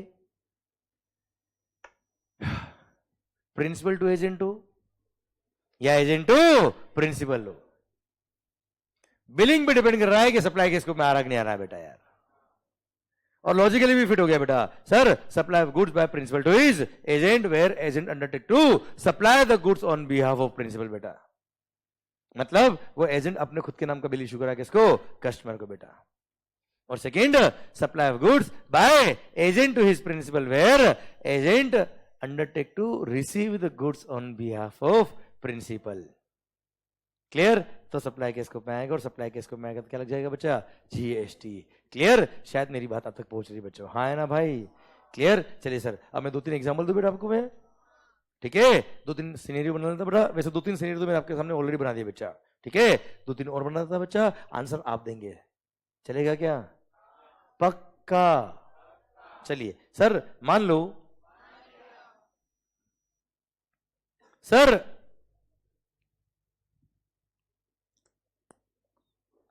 क्या है, मान लो बेटा ये markers, brand name Mangal's. Sir मैं हूं प्रिंसिपल, मान लो आप। सर क्या नाम? प्रज्वल। नाम सुना आपने कभी बेटा? प्रज्वल। सुनो बेटा, प्रज्वल अभी सुना बेटा आपने? गुड, धन्यवाद बेटा। सर मान लो आप एजेंट हो बेटा। मैं कहा हूं बेटा? मैं कहा हूं बेटा? सर मैं प्रिंसिपल, मैं कहा हूं? सर क्लास में। वेरी गुड बेटा। सर सुनना पुणे महाराष्ट्र मेरी फैक्ट्री है, क्या बनाता हूं बेटा मैं? मार्कर्स। एजेंट का है बेटा? अब भले ही महाराष्ट्र में हो या आउटसाइड द महाराष्ट्र, कोई फर्क नहीं पड़ रहा। प्रिंसिपल टू एजेंट, ये सप्लाई के स्कोप में आएगा। क्या बोला sir? Principal to agent supply के स्कोप में आएगा अगर agent is undertaking to supply the goods on behalf of principal. Clear? Sir मान लो ये कमीशन एजेंट है बेटा, ठीक है, ये गुड्स बेचते हैं, पर कस्टमर को जो बिल लिखा है वो मेरे नाम पर लिखा है बेटा। तो आप मुझे बताओ, मेरे यहां से जब एजेंट क्या गुड्स जाएगा बेटा, वो सप्लाई के स्कोप में आएगा कि नहीं आएगा बेटा? आवाज नहीं आ रही हो? सप्लाई के स्कोप में नहीं आएगा।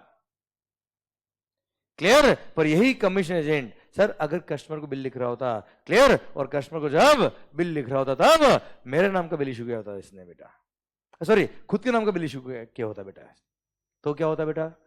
मेरे यहां से आप क्या जाएगा तो क्या हो जाएगा बच्चे? सप्लाई हो जाएगा। सप्लाई है तो क्या लगेगा बेटा? जीएसटी। क्लियर? सर अभी एक भली कमीशन एजेंट बेटा, भली मैं क्लियरिंग एंड फॉरवर्डिंग एजेंट बोल दूं बेटा आपके लिए, भली मैं कंसाइनमेंट एजेंट बोल दूं, भली वो डेल क्रेडिट एजेंट बोल दूं, भली मैं ऑक्शनियर बोल दूं, सब में सिस्टम सेम। चलो मैं एक ऑक्शनियर का भी एग्जांपल लेता बेटा आपके लिए।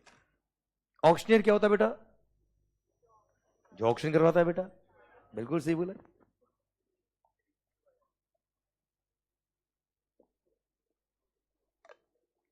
बिडिंग करवाता है बेटा, वेरी गुड भाइयों। नीलामी, बोली लगवाता है बेटा। और कुछ बोलू बेटा इससे ज्यादा किए या बहुत है? बहुत है। चलो मालिक, ओ सर मान लो मैं, हाँ कौन हूं बेटा? ऑक्शनियर। एक दो तीन करने वाले हम बेटा। सर मैं क्या करता हूं बेटा? ऑक्शन करवाता हूं बेटा। सर आप लोग अपना गुड्स बिकवाने के लिए मेरे पास लेके आए बेटा। आप कौन है? प्रिंसिपल। आपका गुड्स मैं बेचूंगा ना यार आपके बिहाफ पे बेटा। हाँ है ना भाई? मैं कौन हो गया बेटा? एजेंट। आप कौन? प्रिंसिपल। जैसे आपने मान लो पेंटिंग बनाई बेटा, क्लियर, घोड़ा घास खा रहा है, हाँ है ना भाई?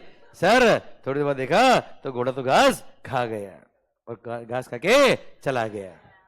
क्लियर? बस वहां पे कुछ करके चला गया बेटा। सर सुनना ध्यान से, बात कर ध्यान से। तो सर सुनना, आपने पेंटिंग बनाई बेटा और आपने जो शानदार पेंटिंग बनाई उसका ऑक्शन में कर रहा हूं बेटा। क्लियर? सर सुनना बात ध्यान से। अब जो मैंने ऑक्शन करवाया है सर, वो पेंटिंग बिकी 1 लाख रुपए में मान लो। कितने बेटा? 1 लाख में। और जितने में पेंटिंग बिकेगी उसका 5% मेरा कमीशन बचे। हाँ है ना मालिक? चलिए सर वो कमीशन को तो ठीक है, मेरा तो 5,000 रुपए कमीशन है बेटा, वो तो बिल में इसको लिखूंगा हमेशा बेटा। वो तो हमेशा supply of service from agent to principal है ही है बेटा। क्लियर? मेरा पॉइंट वो नहीं है। मेरा पॉइंट क्या बेटा? जो 1 लाख की पेंटिंग बेची है उसके लिए सप्लायर कौन कहलाएगा? डिपेंड्स। क्या डिपेंड्स? कि सर बिल किसके नाम का इश्यू हो रहा है बेटा। अगर ये ऑक्शनियर जो एजेंट है जो गुड्स का ऑक्शन करके बिकवा रहा है, वो अगर खुद के नाम का बिल इश्यू करता है बेटा, क्लियर? तो सर ऐसे केस में एजेंट जब अपनी पेंटिंग मेरे को देगा तो क्या हो जाएगा बच्चा? प्रिंसिपल जब अपनी प्रिंटिंग मेरे को बना के देगा सेल करने के लिए, क्या हो जाएगा? सप्लाई हो जाएगा। जब मैं बेचूंगा तब अगले से वो अलग सप्लाई है बेटा। बोलो यस सर। और यही ऑक्शनियर अगर बिल लिख रहा होता किसका? डायरेक्ट प्रिंसिपल के नाम का कस्टमर को बेटा, तो ऐसे केस में प्रिंसिपल नहीं बेचा है कस्टमर को गुड्स, मैंने कस्टमर को गुड्स नहीं बेचा, और प्रिंसिपल कैसे एजेंट के आएगा तो सप्लाई नहीं। कोई खास बात? पक्का? चलिए सर, एक और लास्ट बात बचा, यहां तक सब क्लियर बेटा आपको? पक्का? बहुत सुंदर से आपको समझ में आया होगा पॉइंट। सर अब आइए एक बात करता मैं किसकी? डेल क्रेडर एजेंट की बेटा। किसकी बात कर रहा मैं आपसे बेटा? Del credere agent, DCA. नाम सुना आपने कभी बेटा इसका? क्या करता है ये बेटा?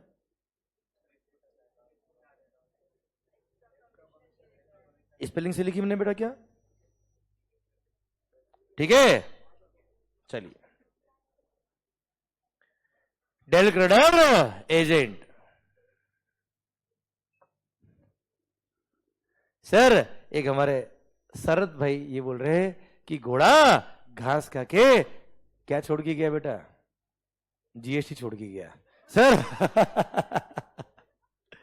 बेटा इसको जीएसटी नहीं बोलते हैं सर, जीएसटी तो सर खाने से पहले लग जाता है बच्चा, क्लियर? खाने के बाद बचता है वो तो होता है इनकम टैक्स बेटा। हाँ है ना भाई? सर सुनना, क्योंकि सारा कॉस्ट निकाल दो, उसको जो बचा है वो क्या है? प्रॉफिट बेटा। हाँ है ना भाई? क्लियर? उस पर लगता है क्या? Income tax. सर जीएसटी कब लगता है बेटा? सेल भी लग जाता है बच्चा। हाँ है ना भाई? और बेकार लॉजिक बताओ बेटा कुछ, पढ़ाई में ध्यान दो। सर मान लो, पता है आपको डेल क्रेडर एजेंट? पता है आपको क्या करता है बेटा? ये थोड़ा एक्स्ट्रा कमीशन लेता है।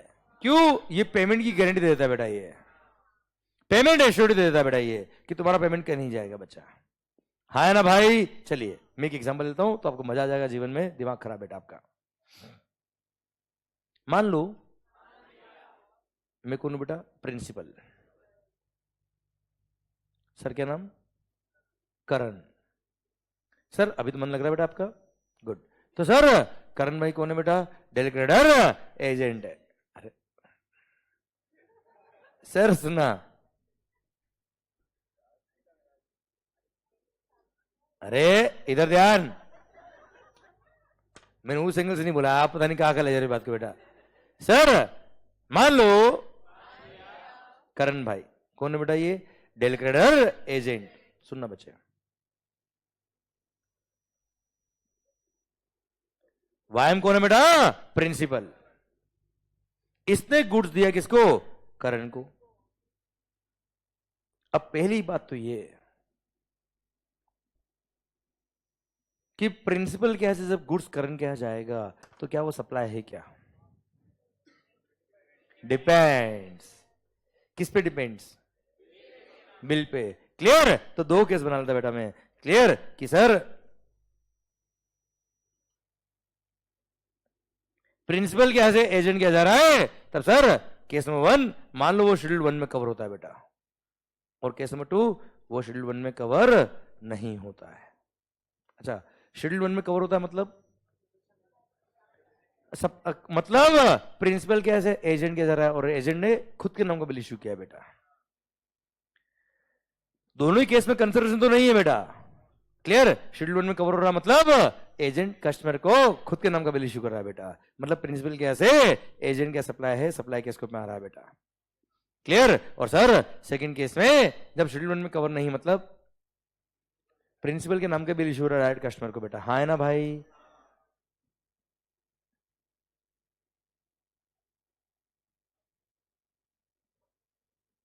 ठीक है, एजेंट के नाम का बिल इश्यू हो रहा है कस्टमर को बेटा, और यहां पर प्रिंसिपल के नाम का इश्यू हो रहा है किसको? कस्टमर, सॉरी क्या बोल रहा हूं अभी, प्रिंसिपल के नाम का इनवॉइस इश्यू हो रहा है किसको बेटा? कस्टमर को। यहां तक समझ में आया क्या भाई? इधर नजर, पता है आपको? पता है क्या? मान लो सर गुड्स की वैल्यू थी कितनी बेटा 1 CR।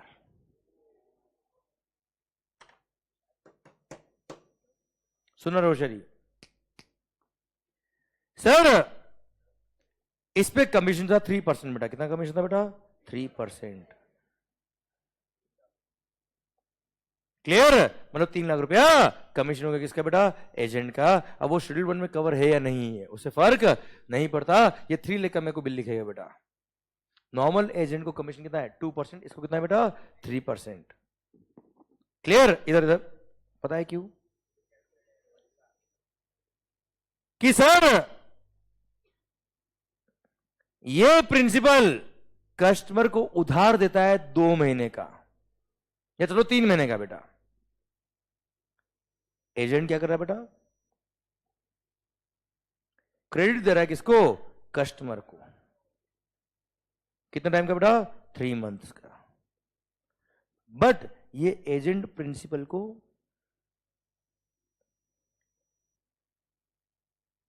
इमीडिएट पेमेंट कर रहा है बेटा। मतलब ये बोलता है मेरे पास बहुत पैसा तुम ले जाओ चल फ्री। क्लियर? कस्टमर से मैं लेता रहूंगा इसलिए तो इसको कमीशन एक्स्ट्रा दिया बेटा हमने। हाँ है ना भाई? क्लियर? अच्छा ये भी कम नहीं है बेटा। कस्टमर को भी बोला इसने क्या तेरे को 3 महीने का उधार चाहिए दे दूंगा पर 3% ब्याज अलग से लगेगा सर।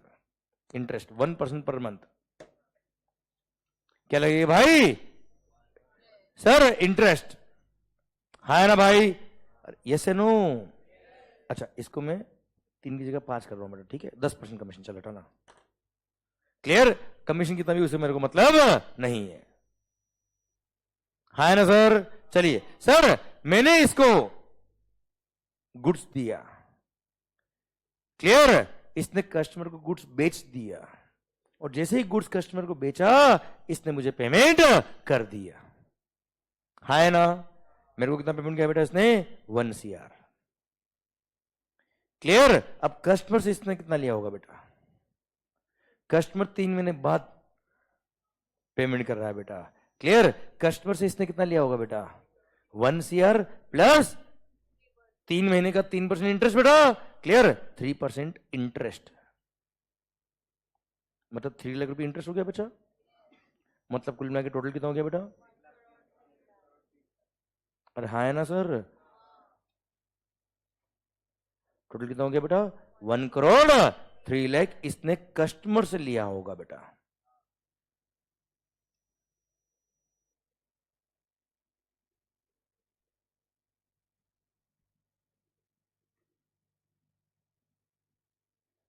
हाय ना मालिक?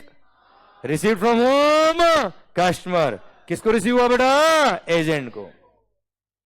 सुनना बच्चे ध्यान से। अब ऐसे केस में अब मेरे को आपसे आंसर नहीं चाहिए क्योंकि अगली बात जो मेरे को बोलना है वो मैंने आपको अब तक पढ़ाई नहीं अब पढ़ाने वाला हूं बेटा। वो आता है एक्चुअली कहां वैल्यूएशन के चैप्टर में बेटा जो अब अगली बात बोल रहा बेटा मैं। ठीक है? अब वैल्यूएशन चैप्टर तो जब आएगा तब आएगा बच्चा। पर ये पॉइंट आया ये सर्कुलर आया इसलिए मैं आपको पॉइंट बता रहा हूं अभी। सर 2 बातें मैं आपको बता रहा हूं कि अगर आपने क्या आपने कभी किसी को लोन दिया है? मैंने भी नहीं दिया। क्या आपने कभी किसी से लोन लिया है? मैंने भी लिया है।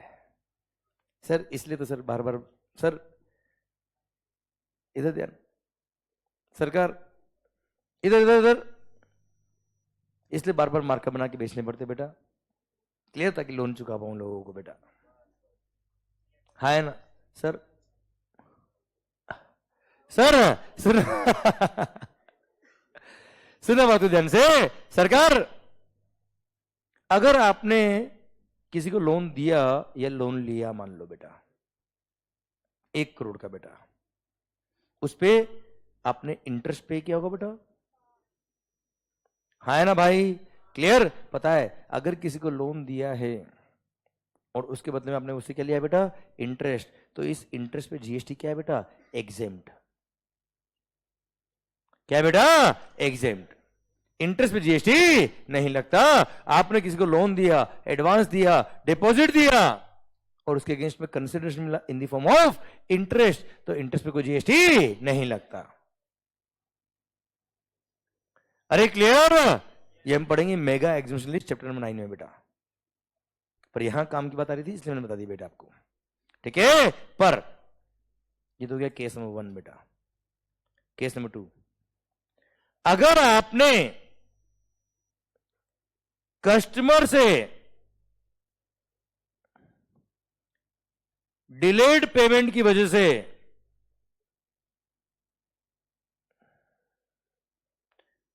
इंटरेस्ट या late payment fee, whatever name called, किसी भी नाम से अगर लिया है तो सर पता है क्या होता है बेटा, it will be included in the value of supply. ये वैल्यू का पार्ट बन जाएगा और वैल्यू में अगर इंक्लूड हो गया तो इस पे जीएसटी लग जाएगा। अगर गुड्स पे टैक्स लगता है तो इस पे भी टैक्स लग गया बच्चा एक तरह से, है ना भाई? यस। तो इन दोनों इंटरेस्ट में फर्क है बेटा, इन दोनों इंटरेस्ट में फर्क है। क्या फर्क है बेटा? एक को तो आपने क्या दिया भाई, एक को तो आपने लोन दिया, लोन के लिए इंटरेस्ट रिसीव हुआ बेटा, उस पर जीएसटी नहीं लगेगा। सेकंड में क्या हो रहा है बेटा, आपने कस्टमर को गुड्स बेचा है, आपने कस्टमर को गुड्स बेचा है, हाँ है ना भाई? क्लियर? और सर कस्टमर से over and above the price, customer से over and above the price, over and above the price आपने क्या लिया बेटा? इंटरेस्ट।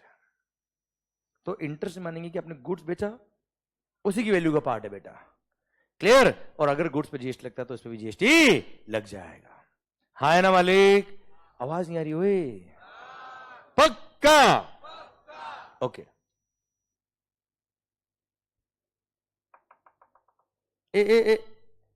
मान लो अब इसी पॉइंट को मैं डेल क्रेडिट एजेंट में पुट कर रहा हूं बेटा, उधर नजर नहीं, इधर ध्यान। Sir sir sir sir sir मान लो del credit agent, del credit agent ने अपने कस्टमर को 1 CR का गुड्स बेचा था बेटा, 3 महीने का क्रेडिट दिया तो बोला 3 महीने का 3% इंटरेस्ट लग जाएगा साहब। कस्टमर से 3 महीने बाद उसने 1 करोड़ प्लस 3 लाख रुपए लिए होंगे बेटा। आवाज नहीं आ रही हुई? सर क्वेश्चन आता है क्या कि जीएसटी 1 CR पे लगेगा? मेरे को आंसर नहीं चाहिए बेटा आपसे। क्वेश्चन आता है क्या कि जीएसटी 1 CR पे लगेगा कि 1 करोड़ 3 लाख पे लगेगा? सर नहीं, मेरे को आंसर नहीं चाहिए बेटा। क्लियर? तो इसका आंसर पता है क्या बेटा? डिपेंड्स। अगर कस्टमर को जो बिल लिखा है वो डेल क्रेडिट एजेंट ने खुद ने लिखा है बेटा, इसका मतलब तो गुड्स किसने सप्लाई किया बेटा? एजेंट ने। एजेंट सप्लायर अगर है, उसका कस्टमर है बेटा। क्लियर? और कस्टमर से over and above the price अगर आपने कोई इंटरेस्ट डिलेड पेमेंट चार्ज अगर लिया है तो वैल्यू का पार्ट बनता है, और वैल्यू का पार्ट बनता मतलब जीएसटी पूरे 1 करोड़ 3 लाख पे लगेगा, हाँ है ना भाई? क्लियर? पर यही अगर डेल क्रेडिट एजेंट ने क्या किया होता बेटा? सर प्रिंसिपल के नाम का बिल इशू किया होता किसको बेटा? कस्टमर को। इसका मतलब गुड्स कस्टमर को बेचा किसने बेटा? आवाज नहीं आ रही है? क्लियर? कस्टमर कौन? कस्टमर। प्रिंसिपल कौन? प्रिंसिपल। सर सप्लायर कौन? प्रिंसिपल।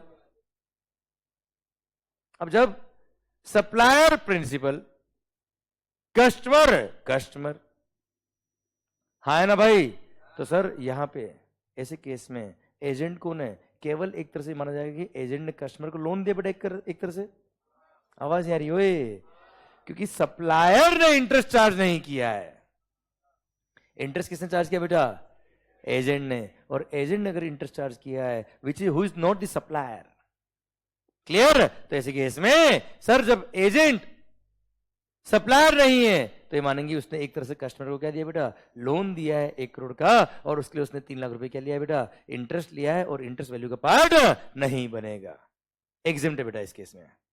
क्लियर? पर यही अगर एजेंट ने क्या किया होता बेटा, एजेंट ने क्या किया होता बेटा, खुद के नाम का बिल इश्यू किया होता है सर। मतलब अगर वो खुद सप्लायर है और सप्लायर अगर कस्टमर से over and above the price interest लेता है तो वो वैल्यू का पार्ट बनता है, इसलिए वो 1 करोड़ 3 लाख पे जीएसटी लगे बेटा। बोले यस सर, हाँ है ना भाई, क्लियर, पक्का, यस। तो देखना ध्यान से, डायरेक्ट एजेंट के केस में करण भाई इज द डीसीए।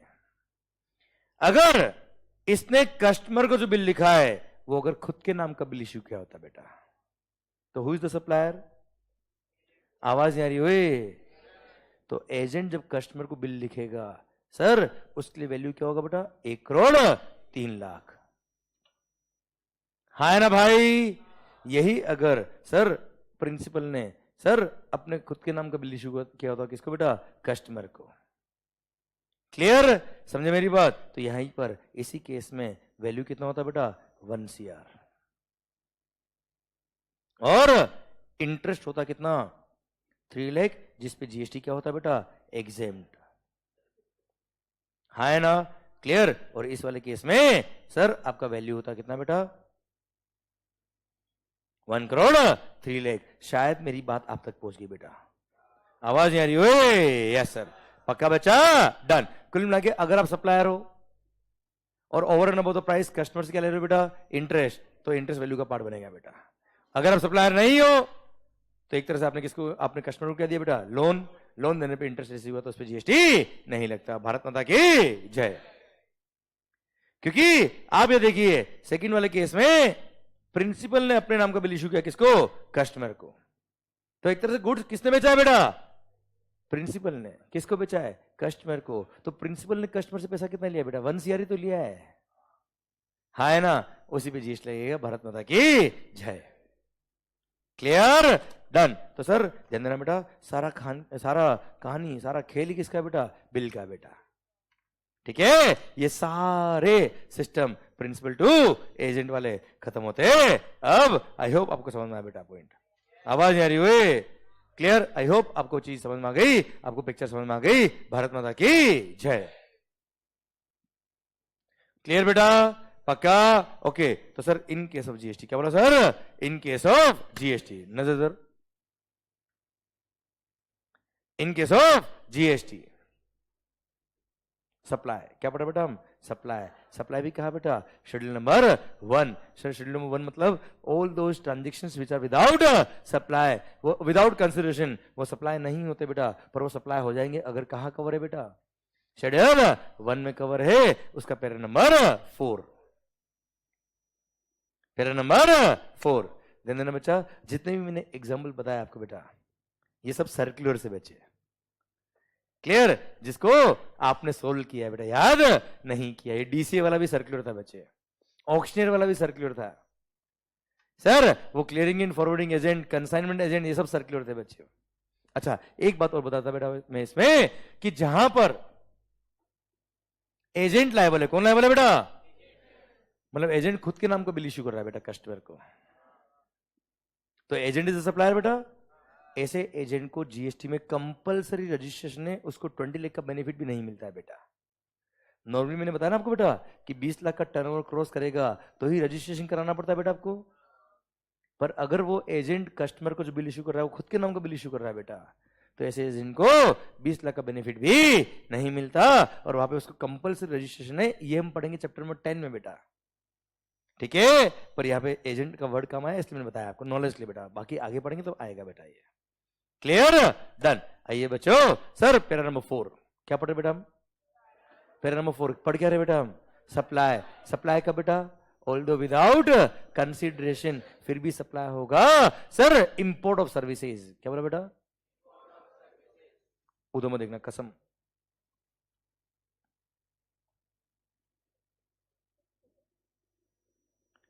अरे भाइयों मैं इंपोर्ट ऑफ गुड्स की बात नहीं कर रहा, किसकी बात कर रहा बेटा मैं, इंपोर्ट ऑफ सर्विसेज।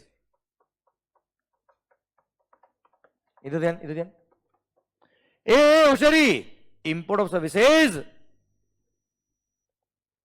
हम बात करें क्या, विदाउट कंसीडरेशन।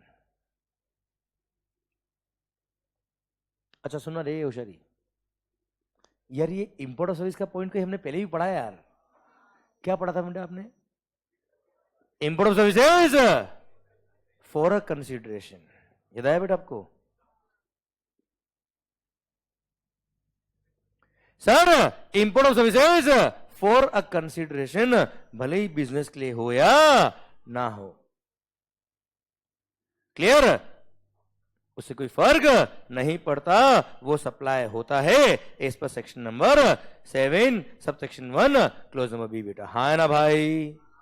और मैं बात कर रहा हूं क्या, supply import of services without consideration.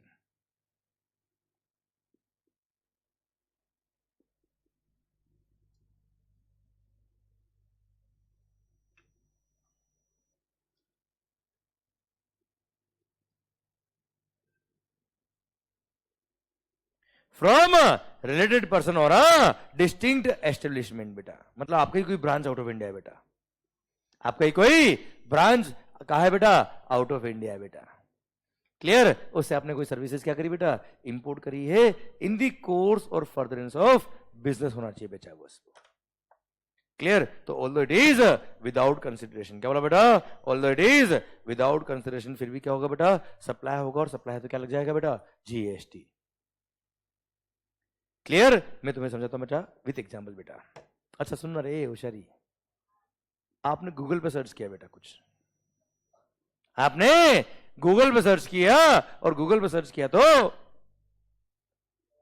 क्या कोई पैसा देना पड़ता है बेटा? जवाब आ गया बेटा, क्लियर सर, पर कोई पैसा देना पड़ता है बेटा? आवाज नहीं आ रही हुई, फ्री है बेटा ये। तो गूगल आउट ऑफ इंडिया का बेटा, आउट ऑफ इंडिया से अपने सर्विसेज इंपोर्ट करी बेटा, is it for a consideration? आवाज नहीं आ रही हुई, नहीं। अगर फॉर अ कंसिडरेशन होता तो क्या होता बेटा, ये सप्लाई होता, भले इन दी कोर्स और फर्दरेंस ऑफ बिजनेस होता है या ना होता, पर गूगल सर्च पे आपने कोई फीस नहीं दिया, इट इज विदाउट कंसिडरेशन बेटा। क्या सप्लाई है, क्या जीएसटी पे करना है? क्लियर, नहीं पे करना, क्योंकि गूगल आपका रिलेटेड पर्सन नहीं है, नहीं वो आपका कोई डिस्टिंक्ट एस्टेब्लिशमेंट है, मतलब आपका कोई ब्रांच भी नहीं बेचा। हाँ है ना भाई? क्लियर, दिमाग खराब मत करना, there is no levy of GST in this case बेटा, बोलो यस सर। पर यही मान लो आउट ऑफ इंडिया आपका भाई होता बेटा, चलो भाई नहीं बोलता बेटा मैं, आपकी ब्रांच है बेटा, क्या है बेटा, branch, and that branch deals in legal services, और आप इंडिया में मार्केट बेचते हो बेटा, क्लियर। जब मार्केट बेचा है, मेरे कस्टमर इतने बदमाश है बेटा कि चीटिंग करता है, तो मैंने अपना ब्रांच जो था कहां पे बेटा, यूएस वाला ब्रांच बेटा, उसको बोला अपने कस्टमर को लीगल नोटिस भेजना है, उसने मेरे को लीगल नोटिस बना के दे दिया, बोल दे कस्टमर को भेज दे साहब, हाँ है ना, पर उसने मेरे से कोई फीस नहीं ली। बताओ मुझे सप्लाई है कि नहीं सर? ये आवाज नहीं आ रही, देखो यार, पुट करो बेटा, import of service consultancy, import of services without consideration बेटा, क्लियर। देखो विदाउट कंसिडरेशन मतलब शेड्यूल 1 में आ जाओ बेटा, शेड्यूल 1 में आ गए सर, इंपोर्ट ऑफ सर्विस कहां कवर है, पैरा नंबर 4 में कवर है। पैरा नंबर 4 क्या बोलता है, import of services although without consideration भी सप्लाई होगा, छोड़ नहीं चाहिए सर। इंपोर्ट ऑफ सर्विसेज, सुनो बेटा ध्यान से, import of services, clear, without consideration भी सप्लाई होगा। अगर आपने इंपोर्ट किया था किससे बेटा, आपके डिस्टिंक्ट एस्टेब्लिशमेंट से, मतलब आपकी ब्रांच से बेटा, या आपके रिलेटेड पर्सन से, पर it should be in the course और फर्दरेंस ऑफ बिजनेस, तो सप्लाई होगा, और सप्लाई है तो क्या लग जाएगा बच्चे, जीएसटी। हाँ है ना मालिक? क्लियर, सब सुनना मेरी बात को ध्यान से। आप मुझे बताओ लीगल सर्विसेज ली क्या आपने घर परिवार के झगड़े के लिए ली क्या बेटा अपन ने? नहीं, किस लिए ली बेटा, बिजनेस के लिए ली बेटा। इंपोर्ट ऑफ सर्विस बचा विदाउट कंसिडरेशन, पर ये सप्लाई होगा क्योंकि ये कौन था बेटा, डिस्टिंक्ट एस्टेब्लिशमेंट था जो सर्विस दे रहा था बच्चा, और इसी केस में टैक्स लगेगा, क्लियर। सप्लाई के स्कोप में आ गया, और रिवर्स चार्ज मैकेनिज्म में डॉन के केस में कौन लायबल याद है क्या बच्चा आपको? अरे डॉन के केस में कौन याद है कि नहीं बेटा? क्लियर? क्योंकि इंपोर्ट ऑफ सर्विस के केस में रिवर्स एज मैकेनिज्म लगता है बेटा, ठीक है? पर फिर भी रिवर्स एज मैकेनिज्म मेरे कोर्स में अभी नहीं है, जब पढ़ेंगे तो बात करेंगे बेटा अभी हम। अरे क्लियर? सर यहां तक बात समझे क्या बच्चों? आवाज नहीं आ रही ओए? तो इंपोर्ट ऑफ सर्विसेज क्या बोला बेटा? Import of services without consideration from your related person or a distinct establishment in the course or furtherance of business is supply, और supply है तो क्या लगेगा बेटा? GST। शायद मेरी बात आप तक पहुंच गई बच्चा। क्लियर? समझे मेरी बात? अच्छा, रिलेटेड पर्सन। अब एग्जाम का ये फेवरेट क्वेश्चन बेटा कि mister Raman is an advocate located outside India बेटा, या Raman is the businessman in India बेटा। उसने क्या किया बेटा? सर अपने भाई से जो आउट ऑफ इंडिया है बेटा, उससे कोई लीगल एडवाइस ली अपने बिजनेस के लिए बच्चों। क्लियर? भाई जो है वो क्या है? लॉयर है आउट ऑफ इंडिया, आप इंडिया में अपना बिजनेस करते हो। बताओ उसने कोई फीस नहीं लिया, बताओ सप्लाई है कि नहीं बेटा? आवाज नहीं आ रही हुई? भाई सगा भाई है बेटा, बताओ रिलेटेड है कि नहीं बेटा? रिलेटेड नहीं है। ध्यान देना, parents, grand parents, brother sister related तभी होते जब वो मेनली और only dependent on the said person है। वो लॉयर है, advocate out of India, dependent नहीं है। डिपेंडेंट नहीं मतलब रिलेटेड नहीं, रिलेटेड नहीं मतलब सप्लाई नहीं, डिपेंडेंट नहीं मतलब रिलेटेड नहीं, रिलेटेड नहीं तो शेड्यूल 1 में कवर नहीं हुए बच्चे। तो sir import of service without consideration बेटा तभी सप्लाई होती है जब वो रिलेटेड पर्सन से इंपोर्ट की होती बेटा। हाँ है ना भाई? नो सप्लाई एट ऑल, दिमाग खराब मत करना। दिस इज द क्वेश्चन बेटा। चलो, what would had been your answer in this question? यही अगर आपका भाई नहीं होता, ये अगर आपकी कोई आउट ऑफ इंडिया की कोई ब्रांच होती बेटा, अब बताओ होता, क्योंकि डिस्टिंक्ट एस्टेब्लिशमेंट हो गई, उसने आपको सर्विसेज दी बेटा। हाँ है ना? Legal service the in the course or furtherance of business. चलिए यही क्वेश्चन अगर मैं चेंज करता, आउट ऑफ इंडिया की ब्रांच ने लीगल सर्विसेज दी है, क्यों? आपके घर में कोई झगड़ा था बेटा गर्लफ्रेंड से बेटा। क्लियर? गर्लफ्रेंड किसी और के साथ नहीं भाग रही बेटा। हाँ है ना भाई? क्लियर? सर आपको दूसरी गर्लफ्रेंड चाहिए बेटा अभी। हाँ है ना? क्लियर? अब ऐसे केस में आपने उसको लीगल नोटिस दिया। क्लियर? बताओ सप्लाई है कि नहीं बच्चा? मतलब कुल मिला के पर्सनल मैटर पे अगर आपने लीगल सर्विसेज ली है तो सर भले ही डिस्टिंक्ट एस्टेब्लिशमेंट से लिए बेटा। क्लियर? क्या ये विदाउट कंसिडरेशन है? यस विदाउट कंसिडरेशन है। क्या ये इन the course or furtherance of business है? नहीं। सप्लाई नहीं। हाँ है ना भाई? यही अगर आपने फॉर अ कंसिडरेशन ली होती बेटा, क्या बोला बेटा? यही अगर आपने फॉर अ कंसिडरेशन ली होती तो सर बात ही खत्म हो जाती बच्चों। Import of services for a consideration, भले बिजनेस के लिए लो या ना लो, सप्लाई है बेटा हमेशा। हाँ है ना भाई? क्लियर? इसलिए सोच समझ के आंसर देना, गलत होने के चांस बिल्कुल नहीं बेटा आपके। क्लियर? पर सर बिना सोचे समझे आंसर नहीं देने का। भारत माता की जय। क्लियर? इसी के साथ अच्छा, import of services by a person, क्या बोला बेटा? Import of service by a person. पहले था क्या? Import of service by taxable person था बेटा। ये टैक्सेबल वर्ड को क्या कर दिया? काट दिया। बचा क्या बेटा? पर्सन। मतलब जिसने सर्विसेज इंपोर्ट करी, भले वो जीएसटी में रजिस्टर्ड हो ना हो, लायबल फॉर रजिस्टर्ड हो ना हो, वी डोंट केयर। आपने अगर सर्विस इंपोर्ट करी है without consideration from your related person or a distinct establishment in the course or furtherance of business, तो वो सप्लाई होगा although it is without consideration. Bharat Mata की जय। और हाँ, import of service for a consideration हो तो आगे देखना ही मत बेटा कि बिजनेस के लिए है नहीं है, वी डोंट केयर, सप्लाई है, बात खत्म। एग्जांपल गूगल एड बेटा। अरे गूगल एड सर समझना मत ध्यान से, अगर आपको गूगल एड कराना है सर, आप देखना क्लाउड स्टोरेज बच्चों। आज की तारीख में हर मोबाइल फोन में जितना सर कितने भी जीबी का मोबाइल ले लो बेटा, कम पड़ता है बेटा। क्योंकि जब फोटो डिलीट करने जाते बेटा तो वो फोटो बोलता है नहीं मेरे को डिलीट नहीं करना। हाँ है ना भाई? क्लियर? हमने क्या किया बेटा? सर आई क्लाउड होता ना बेटा, Google storage, sir cloud storage बच्चा लिया बेटा। क्या है वो? Import of service for a consideration बेटा। Import of services for a consideration. है ना मालिक? क्लियर? सर क्या हो गया? सप्लाई हो गया, ऑल्दो बिजनेस के लिए हो या ना हो हमें फर्क नहीं पड़ता। पर जो फ्री स्टोरेज होता है बेटा वो सप्लाई के स्कोप में नहीं आता। हाँ है ना सर? आवाज नहीं आ रही हुई। क्लियर? इसी के साथ भारत माता की जय। ये पूरा स्केड्यूल नंबर 1 खत्म होता है। अब ये चारों पैरा वापस बोल दो बेटा मैं एक बार फटाफट। सुना बच्चों ध्यान से। इन केस ऑफ जीएसटी, क्या बोला बेटा? इन केस ऑफ जीएसटी सर ध्यान देना बेटा, विदाउट कंसिडरेशन है तो ही क्लोज सी देखने का मतलब शेड्यूल 1 देखने का बेटा। और अगर विदाउट कंसिडरेशन है और अगर वो इस पैरा नंबर 1 में कवर नहीं है, शेड्यूल नंबर 1 में कवर नहीं है, मतलब सप्लाई ही नहीं है बेटा। क्योंकि देखो section number 7 subsection 1 clause number A क्या बोलता है बेटा? Sir supply all forms of supply बेटा, याद आया बेटा? For a consideration plus in the course और furtherance of business. Second AOP BOI और मेंबर्स आपस में ट्रांजैक्शन कर रहे फॉर अ कंसिडरेशन बेटा। क्लियर? क्लोज में बी बोलता है क्या? Import of services for a consideration बेटा। क्लियर? विदाउट कंसिडरेशन है तो क्लोज समझ सी में देखने का बेटा। और क्लोज समझ सी बोलता है क्या? सर अगर शेड्यूल 1 में कवर है तो सप्लाई है वरना सप्लाई नहीं है। और ये सप्लाई की डेफिनेशन का लास्ट पॉइंट है बेटा, ध्यान रखना। मतलब इसमें भी कवर नहीं हुआ मतलब डन, सप्लाई ही नहीं, नो जीएसटी बेटा। सर आइएगा बच्चों, शेड्यूल नंबर 1 क्या बोलता है बेटा? एक बार मैं इसको रिवाइज करता बेटा, फिर मैंने जो बात बोली वापस बोलता बेटा मैं आपके लिए।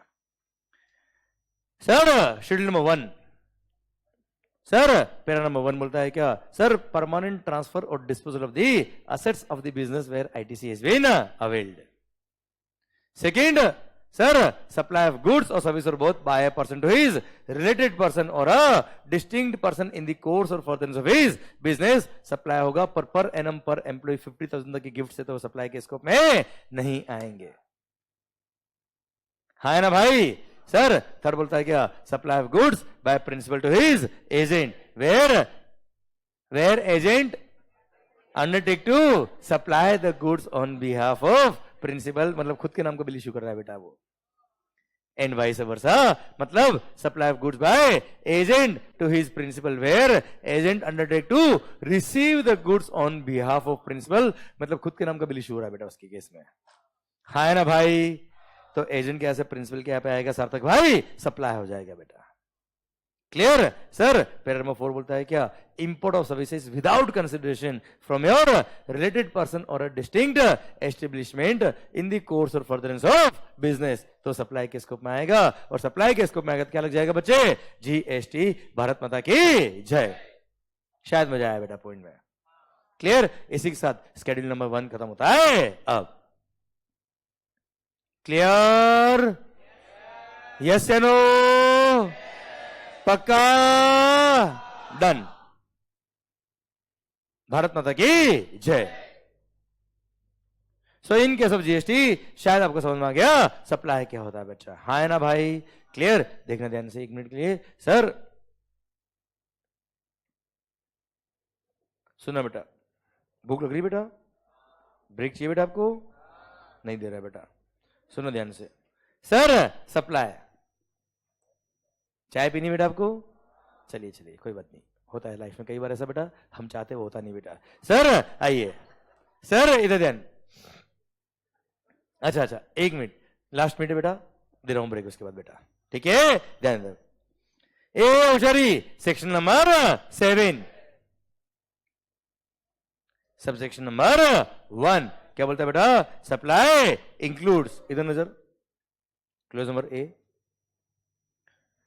ऑल फॉर्म्स ऑफ सप्लाई, नजर इधर, clear? For a consideration in the course of furtherance of business, close number double A, AOP BOI और उसके मेंबर्स सर आपस में ट्रांजेक्शन कर रहे फॉर अ कंसिडरेशन सप्लाई है बेटा। Clear? Import of services for a consideration, clause number B बेटा। हाँ है ना भाई?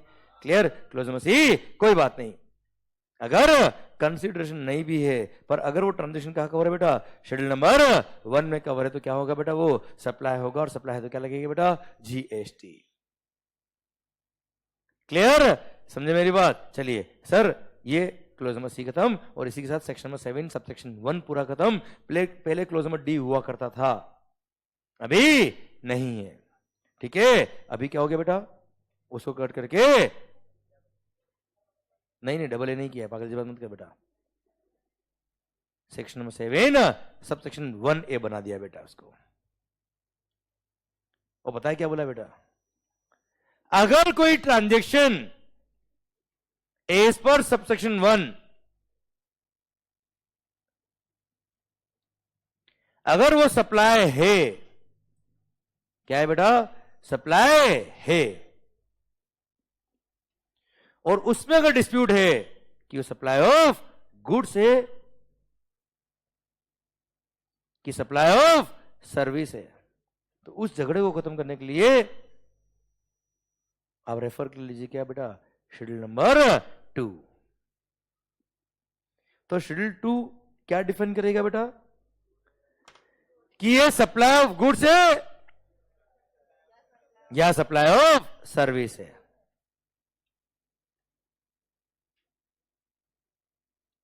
हाँ ना भाई, एक मिनट, पर अगर कोई ट्रांजैक्शन सप्लाई ही नहीं है तो हम शेड्यूल 2 की बात करेंगे ही नहीं बेटा। मतलब ट्रांजैक्शन पहले कहां कवर होना चाहिए बच्चा, सर कहां कवर होना चाहिए बेटा, सप्लाई में कवर होना चाहिए, सेक्शन नंबर 7 सबसेक्शन 1 में बेटा, ओनली शेड्यूल 1 नहीं बेटा, शेड्यूल 1 में तो केवल 4 पर है बेटा, सेक्शन नंबर 7 सबसेक्शन 1 में कवर होना चाहिए, जो हमने ऊपर पढ़ लिया बेटा। हाँ है ना भाई, अरे क्लियर। मतलब अगर सेक्शन नंबर 7 सबसेक्शन नंबर 1 में अगर कोई ट्रांजैक्शन सप्लाई के स्कोप में आ रहा है और उसमें अगर डिस्प्यूट है कि सप्लाई ऑफ गुड्स है कि सप्लाई ऑफ सर्विस है, तो उसके लिए क्या देखेंगे बेटा, हम शेड्यूल नंबर 2 देखेंगे। एग्जांपल दूं मैं आपको बेटा, चलो सर जैसे भी ब्रेक होगा बेटा, आप मान लो पोहा खाओगे, इडली खाओगे, सर सांबर लोगे बेटा, सांबर कोरा नहीं होता ना, पोहा सांबर होगा, समोसा सांबर होगा बेटा, इडली होगी, क्लियर, वड़ा होगा बेटा, सर और गरम गरम बेटा ढोकला होगा बेटा, कचौरी भी होगी बेटा, है ना, सैंडविच भी होंगे सर। तो सर ऐसे केस में आपने क्या खाया बेटा, मान लो समोसा सांबर खाया बेटा आपने, एक मिनट सर क्या खाया है, तो जिसने समोसा बेचा है उसने क्या बेचा बेटा, गुड्स बेचा या सर्विस बेची बेटा,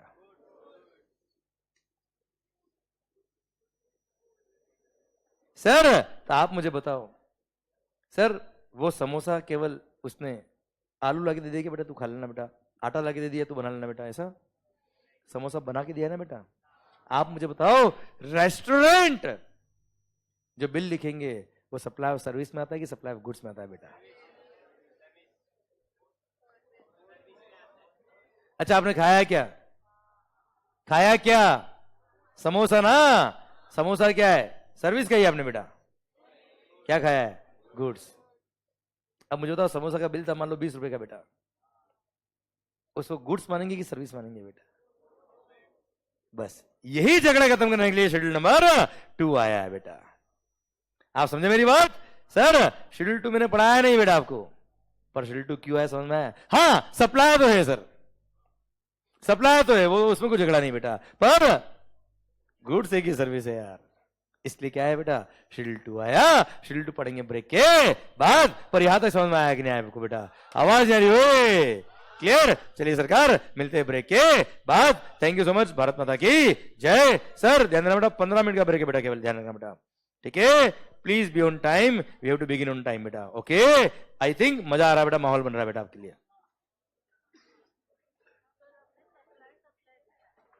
sir 9:28 AM I have to begin the lecture बेटा, please be on time, thank you so much, माहौल जबरदस्त शानदार।